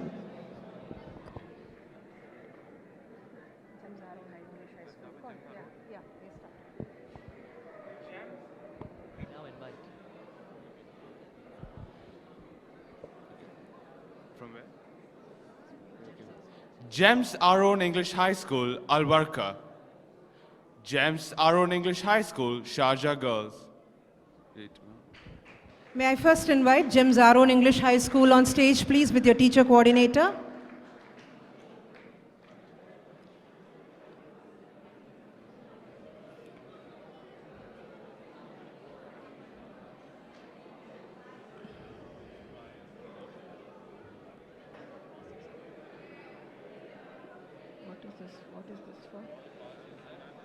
What is this for?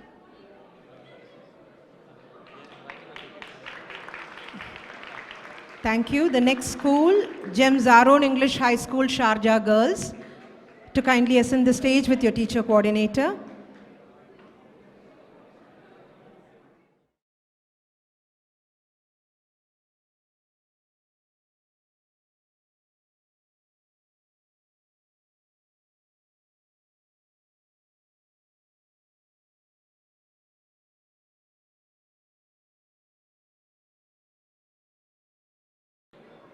GEMS Millennium School, Sharjah will be followed by GEMS Our Own English High School, Sharjah Boys.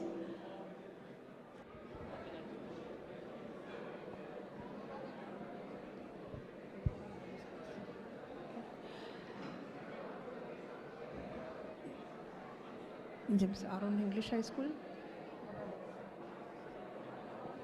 Okay. I hope GEMS Our Own English High School, Sharjah Boys are ready.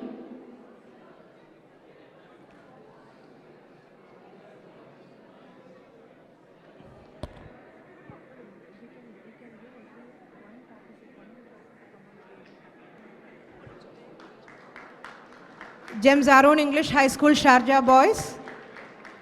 In the meantime, GEMS Our Own Indian School to be ready. Moving on, the Indian International School. Yeah, GEMS Our Own Indian School, yes, please. We request the participating schools to be ready to go on stage.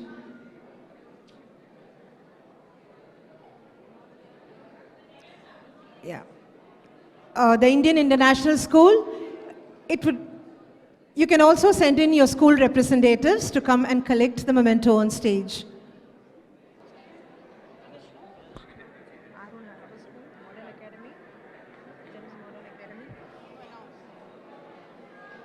Following this, we would like to have representatives of our own high school, GEMS Modern Academy and GEMS New Millennium School, Al-Khail, to be ready to collect the mementos from stage. Our own high school, GEMS Modern Academy and GEMS New Millennium School, kindly bring in your team, or even a representative of your team can do this.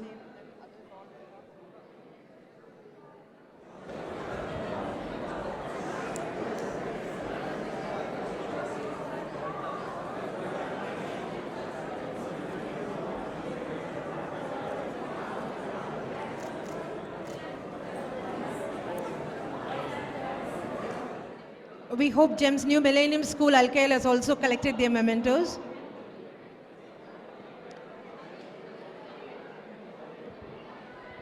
We request the audience to be kindly seated if you have received your mementos.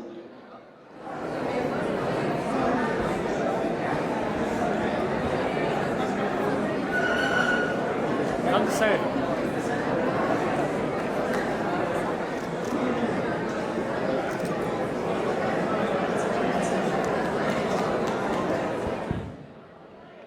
Thank you. We hope all schools have received their mementos. Our own Indian school, please. Our own high school, I hope you also have received. Please move to the stage, near the stage. Joel, tell our own. We cannot welcome you all like that. Be near the stage. Go near the stage, at least 2 people. Yeah. Send at least 2 people or go near the stage. All of you are standing.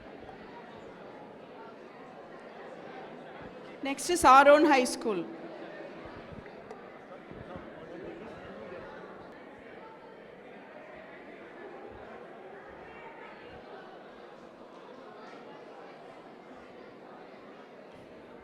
we have Arun High School on stage.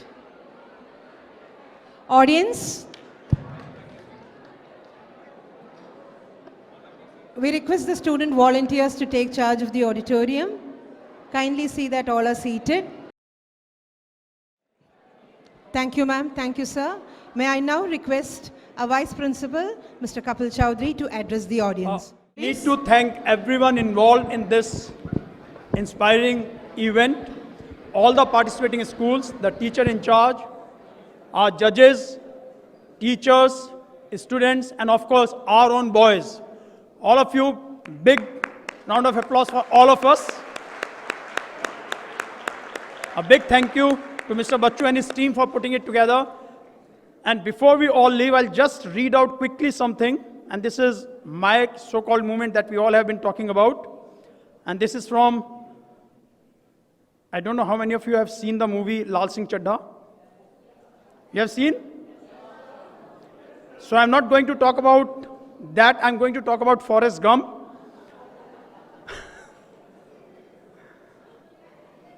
No, it's Lal Singh Chaddha, but.